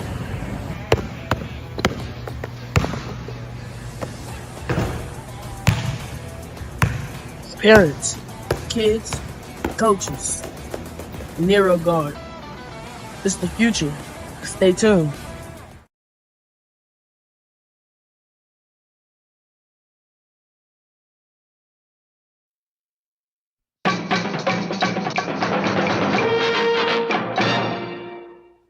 Hey, Coach, are you ready to elevate your locker room experience? Well, at H&H Locker Solutions, we pride ourselves on delivering the highest quality lockers at the lowest cost in the Southeast. As a coach-owned business based in Alabama, we understand the needs of the coaches and the players alike. Our mission is to improve your locker room and streamline your process, and we're coming to Texas. Did you know we offer a free locker program? That's right. We ship all across the USA, ensuring you get the best solutions tailored just for you and your program. Want to learn more? Drop a comment or give Coach Harris, a.k.a. Ty, a call at 256-458-4427, and let's take your locker room to the next level. All right, we're back here as we start the fourth quarter. 7-0, Stephenville leading in what has been just an old school 1988 4A game. Everything's in between the tackles. Here we're talking about Jaden McKinney, who passed away a couple years ago. Tragic ATV accident. And like I said, every time they have advanced each level, as they're showing now, they bring his picture with him. Very sad. He would have probably graduated. He'd been a senior this year. Yeah. And he was on the team. You know, and Stephenville's one of those that they're 4A Division I, but they still have that small town feel, kind of like Kilgore does. You know, some of these 4A Division I's, like when Anna was there before they moved up, you know, they're so connected to the DFW Metroplex that at times they lose that small town feel. Stephenville still has it. Yeah, they're kind of they're just outside of the DFW area. So, I started the fourth quarter. I unfortunately think Stephenville is probably going to score on this drive. Probably on this play. Oh, never mind. Quarterback run, first down. Gonna be about a yard short, I think. No, they're gonna give him the first down. Yeah. Speaking of Stephenville, of course, their longtime rival Brownwood dropping down back to 4A Division II, and that Lion team last year got hot late, and they returned a ton, and I think they're going to be. You're looking at a possible district of Brock, Graham, and Brownwood. That will be a murderous road district. I feel bad for the Mineral Wells or whoever else gets caught up into that district. Hey, I was checking some Facebook during the break. So Elysian Field's head basketball coach was arrested for shoplifting in Walmart. At Marshall? What was he stealing? It's Crystal Roberts was the name, but yeah, it didn't say. It just says property value between $100 and $750. Wow. You got to go search for something at Walmart for over 100, right? Yeah. It's not been a good week for Marshall area former teachers. You had a teacher for improper relations, and then a former Marshall softball coach got sentenced in Denton 70 years for assault and sexual things you can't do. And I'd never heard of him. His name was Justin Warren, but he had coached in Marshall and apparently been fired in Marshall for improper relations. Sometimes we get bored in Marshall. What can we say? Okay, Dottie, did he snap to the wrong person again? I don't know if that's intentional. I'm confused. I am too. It's 2 in a row that's happened, but it's almost like it was supposed to go to the running back. What I'm noticing, I always like looking at the line play. I'm noticing Stephenville starting to really push Kilgore's defensive line. As you say that. He went to the wrong hole. Pause. But because there was a wide open lane up the middle. But yeah, the play before, the entire line for Kilgore was a yard past the line of scrimmage. Yeah, they've been on skates at times. Yeah. Good stop here, right, though. So fourth down. They go for it. You already know your defense is going to stop Kilgore unless Kilgore changes up their entire offensive scheme. I'd kick a field goal. You make it a 2-point game, a 2-score game. I don't know if Kilgore can come back. We're still unsure if Kilgore will get a score. Exactly. Right up the middle, though. Yeah, that's going to be good. Yep. 10-0 Stephenville. Under 9 minutes left in the game. Stay on target. It's going to be interesting. What do you think, or how do you think Kilgore is going to respond on offense? Do you think they will still be stubborn and keep with the screenplay, or do you think they'll change it up? Well, I mean, here's the thing. We can talk about changing it up, but if you run a scheme and you've run it all year, I mean, yeah, I guess technically you've heard stories of you draw some plays in the dirt, but I mean, you can't really do much more than what you have done all year. I think maybe the biggest issue is Brooks early with the 2 interceptions and the fumble. I think maybe he's been shy throwing it down the field at times, and you got to tell him, like, look, dude, you brought us here. You can still write an epic ending, but you got to be aggressive and push the ball down the field. I couldn't agree more, because you kind of know what's going to happen if you continue with the screenplays. That's a known commodity. Yeah. We don't know what's going to happen if you get risky and throw it over the middle. Because Stephenville, I think, really has been scheming for those sideline screens. Oh. Yeah, there's no doubt, because there's 3 or 4 guys over there the entire time. Exactly. At least let Stephenville respect your offense by doing something different. Yeah, Coach needs to flip to the back of that notebook of his with all of his plays and find those pencil drawings that he's been trying to figure out. Do they do these plays or not do these plays? He's turned into Henry Winkler from Waterboy. I was just thinking that. Maybe that's what happened. Maybe Doherty came over to his apartment and stole his playbook last night. Was it the Bourbon Bowl? What was Yep. that? The Bourbon Bowl. Oh, we need to do Bourbon a Bowl. review of that show. Oh, we will. For that movie. That's one. Again, Waterboy is one of my favorites. Yeah, we were watching it the other day. My son was in for Thanksgiving, and my wife walks in. She goes, "What do you?" Never mind. She turned around and walked out. Boys being boys. I love Vicky Valancourt. She loves me too, and she showed me her boobies, and I liked them. Vicky Valancourt. Oh. I can't believe they got Kathy Bates to be in that movie. Such a great actress. Foosball. How many times when we text each other, that's what we reference and we're talking about, foosball. Foosball. Oh, Vicky Valancourt. Look, 6'7". Oh, can't get away from it. It's like Thanos. It's inevitable. Run from it.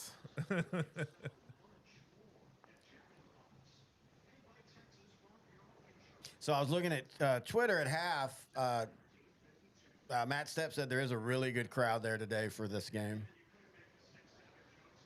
I mean, it looks good. Well, it's not that far for either one of them, to be honest, right? Yeah. Hour and a half for Stephenville, 2 hours for Kilgore.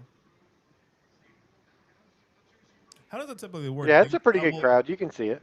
Yeah. Do they travel the day of, or do they travel the day before? Who? Any of these teams that travel. It depends. Like Munster played on Thursday, but because they played at 11 a.m., he didn't want to have to get them up at 5 a.m., so they went down and got a hotel room and did all that. And I'm pretty sure Stephenville probably drove in because, I mean, you can – it's an hour and a half. Yeah, and Kilgore, I don't know. They might have stayed the night. See, look at all the routes. There's nothing going down the field. No, everything is comeback the whole time. It's curls, and they're not even trying slants. Curls, outs, and screens. Yep. It looks like over the half of the defense is to the outside of the hash mark. So, like, Well, and the ones that are in the middle, they're 8 yards up. let's see. But you got a quarterback that has zero confidence right now, I think, throwing the ball. I think that's a big part of it. Okay. I like this. Pass interference? Yeah, Gonna pass call it? interference. There we go. We had this conversation last night. You know, a lot of NFL fans want pass interference to only be 15 yards. And then college and high school fans all want it to be a spot foul because, like right there, yeah, they get a first down and 15 yards is nice. But if that's a spot foul, Kilgore's knocking on the door. Yeah. Yep. Especially for a team like Kilgore, who hasn't really done much on offense today, they could really use that 30-plus yard penalty. The wide receiver still probably should have caught that. I think he lost the ball.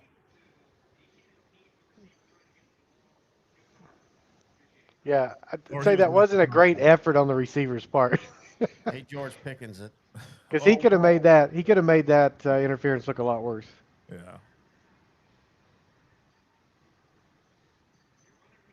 Okay, they're close to midfield. This is something. They can get a score before the 4-minute mark. I think they'll be in pretty good shape. Yeah, but then you're going to get big bowling ball just going forward for 3 snaps and 3 snaps. That's true, but at least your defense will have some rest and they can be more prepared for that. There were 3 guys trying to block Darth Vader. Such a great That guy is huge. Yeah. And he can move. Oh, okay. One-on-one. That's another pass interference. Yep. The thing about Darth Vader is he's big, but he can move, man. I love cornerbacks. They never do anything wrong. That's what we were talking about, that Kilgore offensive lineman getting all mad that he got caught. Like, what are you mad at? You held. You got caught.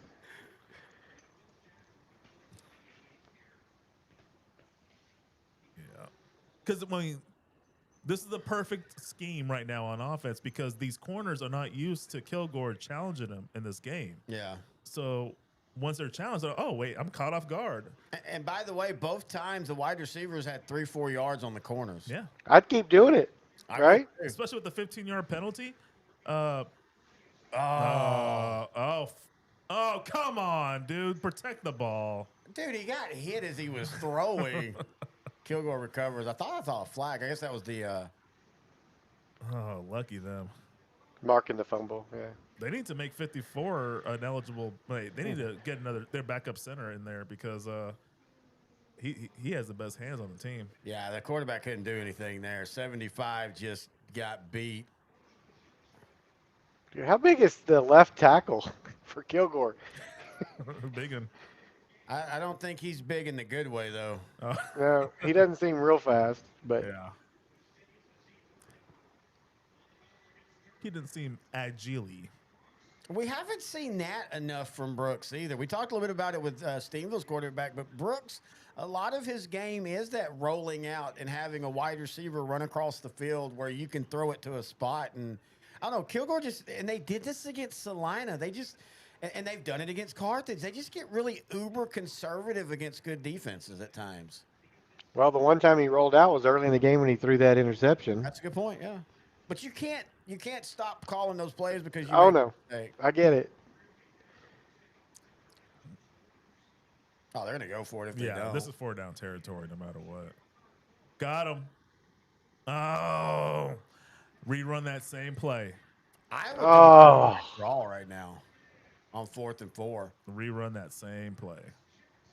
Oh, what'd you He say? had it. Quarterback draw. Quarterback draw. Okay. Oh yeah. Because look, if he does a draw to the right there, that's a first down and maybe more. And again, Brooks isn't a scrambling quarterback, but he can move. Yeah. Oh, you got to catch that ball. Yeah, tough catch. But if you're going to win state, you're going to make tough catches. Oh, that's tough. And he had it. Just. I'm over here rooting for Kilgore now. I'm like, they're almost there. Oh, you have to burn a timeout when you are down 2 scores with 6:30 left. And you had to call that there because you don't want to go 4th and 9. But now Kilgore, you get the 2-minute warning, so technically you still have 2 timeouts. But you know that one of the things I hate the most is teams that burn second half timeouts when you're behind. You and me both. Because they're going to need to burn them when Stephenville gets the ball. Yep. What kind of dogs you got, Chris?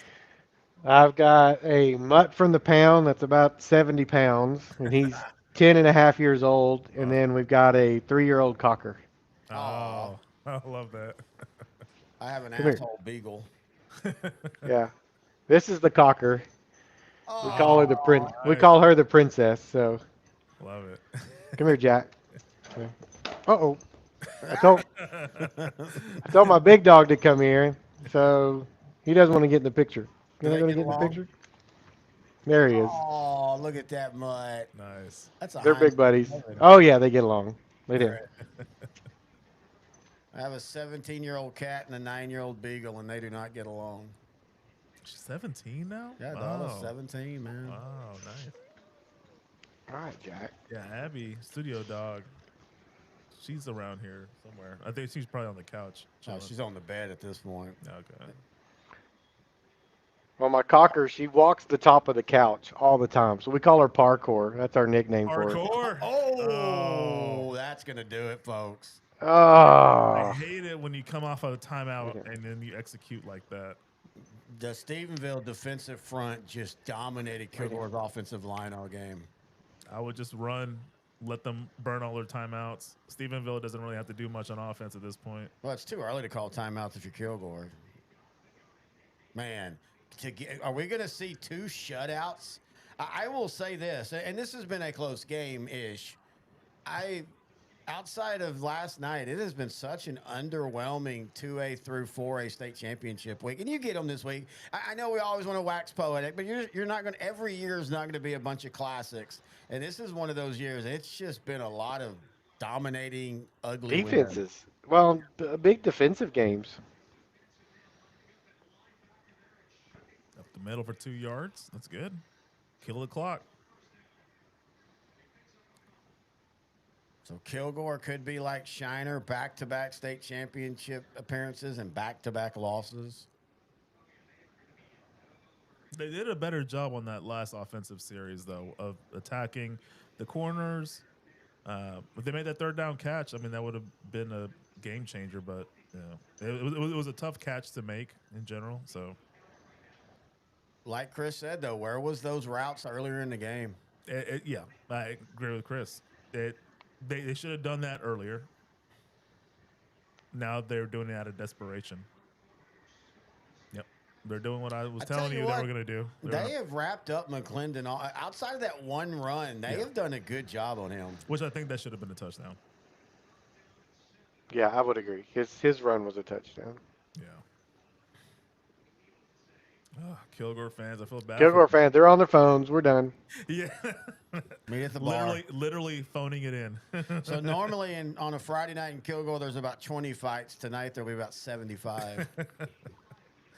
Gotta get that anger out. It's an oil field town. You don't want to go into Kilgore unless you got some cousins there. I'm surprised they threw it. I would have just ran it again. No call. Doty is not happy about that. I want to see that. Again, some of the camera angles have been crappy, so it was really hard to see that. I want to see that one in slow motion.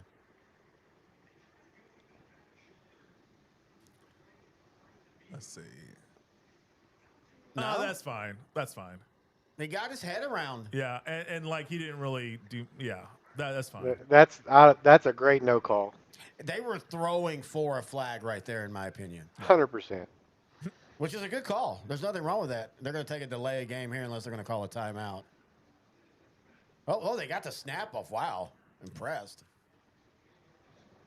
Well, Kilgore, as they say in Waterboy, you live to fight another day. They're still in it. They're running out of time, though.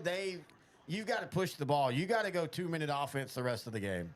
Man. Yeah, I think you got to go. In Bushland, we'll call that NASCAR, right? You got to get up to the line. You got to keep running. In Bushland, y'all just call that y'all's normal offense at times. By the way, speaking of NASCAR, R.I.P. Greg Biffle and his whole family killed in a plane Oh, crash. I saw a video of that plane before I heard who it was. Yeah. And then saw who it was. The initial report was it was a plane owned by Greg Biffle. So you're kind of hoping. Well, first of all, no one was hurt, and then second, he wasn't on the plane. I mean, it wiped out the whole family, man. That's crazy. Don't get sacked. Don't get sacked. And throw it away. I mean, they're doing that with a 3-man front, and the sack again.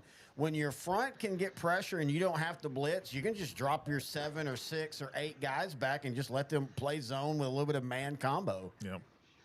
Now, this is the time where the scream game would probably work because they're dropping players back. No, I agree. Or at least dump something to your back. Get him coming out of the backfield. Yep. Little swing pass or something, or just over the middle. Yes, sir. Yep.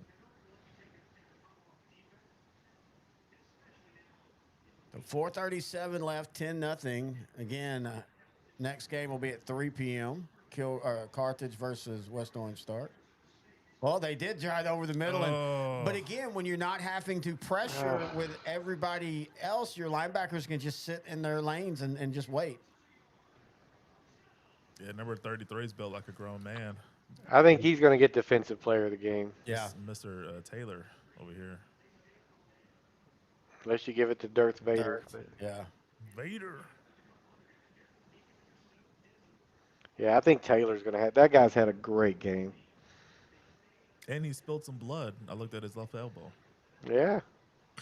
Man, Stephenville is just different when they get into the state championship games. Not quite Carthage level, but pretty close. Well, they've been here before, and the veterans, the upperclassmen will impart some knowledge to the underclassmen. And that's probably going to do it as Stephenville with the interception. Brooks's 4th turnover of the game. Feel bad for the kid, man. He's had such a great career, but back-to-back state championship duds. Yeah, this one doesn't seem as bad only because the defense has played so well. But yeah, that's ugh. It's either going to be Taylor or it's going to be, is that Jackson? Is that his name? That number 8. Yeah. One of Great the two is job going of finding the ball. He found the ball better than the wide receiver. The wide receiver was there. That actually wasn't as bad as a throw as I looked. The wide receiver started backpedaling too soon. I hate when wide receivers do that. Always be moving forward. to. His anticipation was it was going to be underthrown. Yep. The only thing I don't like about Jackson is he didn't have his mouth guard in. I'm telling you, Chris, this is a thing with him. It irks him to no end. Well, because I talked to some kids about the age of college players, and they tell me they're just doing it to show that they're tough. I'm like, that's the stupidest thing. Saves concussions. Yeah, exactly. Like, you'll have a sponsor like NeuroGuard, right? Yep. Like, Yeah, there's one right over there, I think. Yeah. Right there by you. Right there, see it? oh yeah, right here. I got it. Show it. No, the Sorry. mouth guard, not anything else. Uh-oh. See, do you want me to show it or NeuroGuard Plus, man, and that one that legitimately helps reduce concussions. Yeah. And it helps you perform better because what it does is it aligns your jaw so you're getting 100% oxygen and your brain staying fresh. There's no fog of war, as I like to call it. I thought he fumbled too. Did Yeah. it not look like he It fumbled looked there? like he fumbled, which is what they should be trying to do. All right, Stephenville. Stephenville's gonna. I think our pregame for the next one again. As soon as this game's over, we pretty much end it because I got to get ready for the next one. Our last one blows my mind how quick this season went. I think we're probably going to start around 2:30 with how much pregame I have. I have to look and be sure, but I'll have the post up there soon.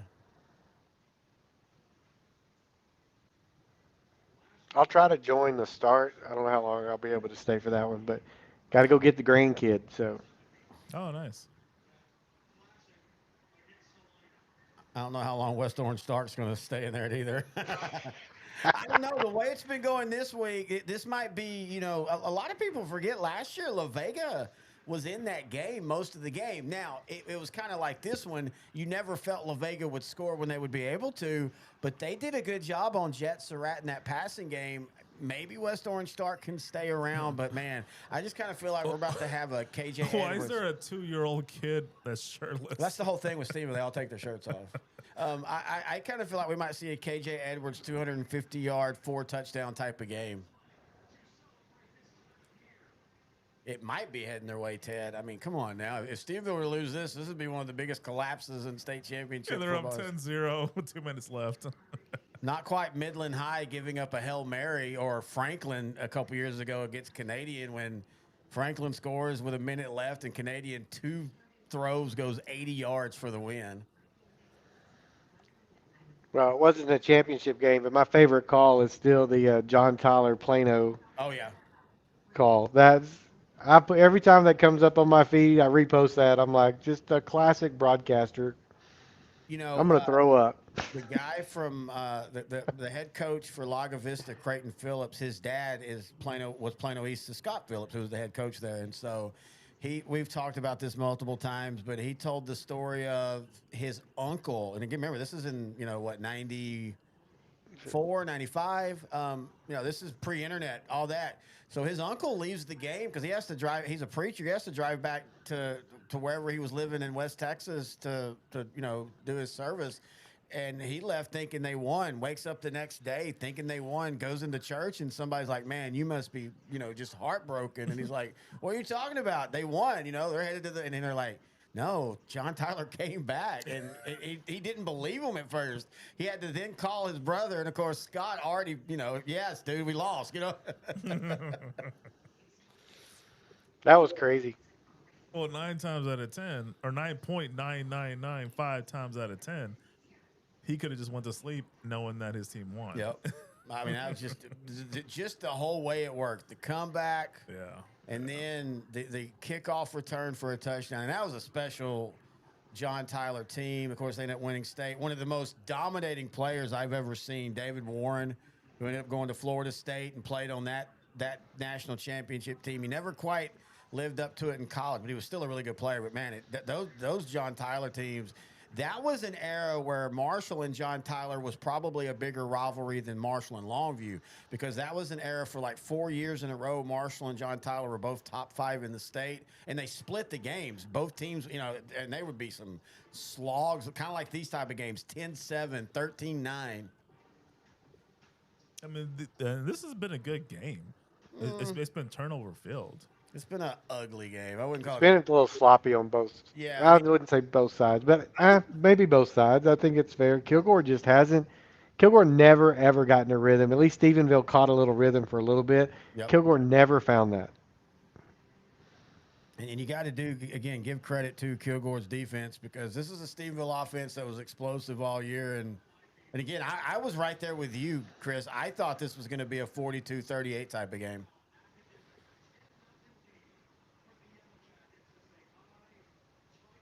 I think once Stephenville realized Kilgore was no threat on offense, they kind of parked the bus there. Like they could be more conservative after the first quarter. That's a good point. I wonder if Kilgore was moving the ball, how much more aggressive Stephenville would have been. Because I really feel most of the turnovers Stephenville had in this game was in the first quarter. If I'm not mistaken. First down.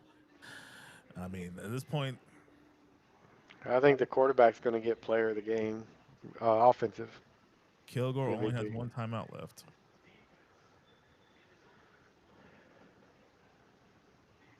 I like how angry the coach still is, knowing that he's still going to win. It ain't over till it's over. It's over.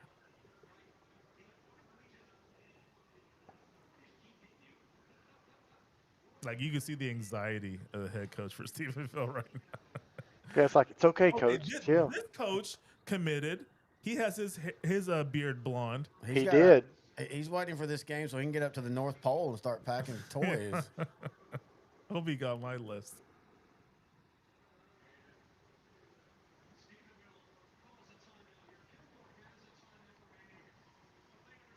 So this will be, I think, Stephenville's 7th state championship. Wow. And before Art Briles, they were a doormat. Like Brownwood, that wasn't even a rivalry anymore, because Brownwood had, of course, Gordon Wood, and even after that, had dominated that. And then Art Briles came in and just really, really put them on the map. And now Stephenville's a blue blood. Last time Kilgore was shut out in 2019 to Crandall. That was a down, if I'm not mistaken. I think that was a Kilgore team that went like 3-7 or 3-8.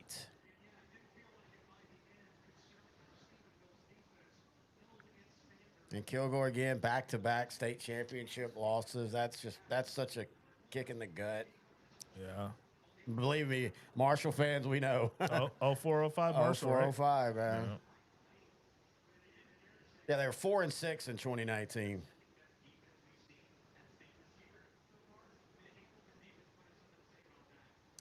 I think Kilgore should have been more aggressive earlier. They waited until 9 minutes left in the game to actually take more shots against the corners of Stephenville, but at least they even tried, because I kind of felt that they were just going to continue doing screen passes. Yeah. As a Dallas Cowboy fan, I'm just more used to that, where you just commit to what you know and die on that hill. Well, I mean, again, there comes a point you can't do. You just can't start drawing things in the sand and saying, "Okay, we've never ran this play before. Let's go run this play." I mean, but you already know what's going to happen if you keep doing the same thing you do. I know. And that's it. Stephenville wins 10-0. Their 7th championship. Yep. Stephenville completes the 16-0. And their quarterback's coming back, and their running back's coming back. Yep. And they're always going to have size. They're always going to have a good defense. As much as you think about Stephenville and their offense, it's the physicality of their defense that has made them be consistently one of the top teams. All right, we're going to go ahead and end the stream now so we can get set up for the next one. I will post on our Facebook and all the pages what time it starts. I think it's probably going to start around 2:20 or 2:30. So in about 25 to 30 minutes, we'll be back here for our final game of the 2025 high school football season. Carthage going for their 11th state championship since 2009. Chris, thanks for joining us on this one. Hope we can see you for a little bit in the second one.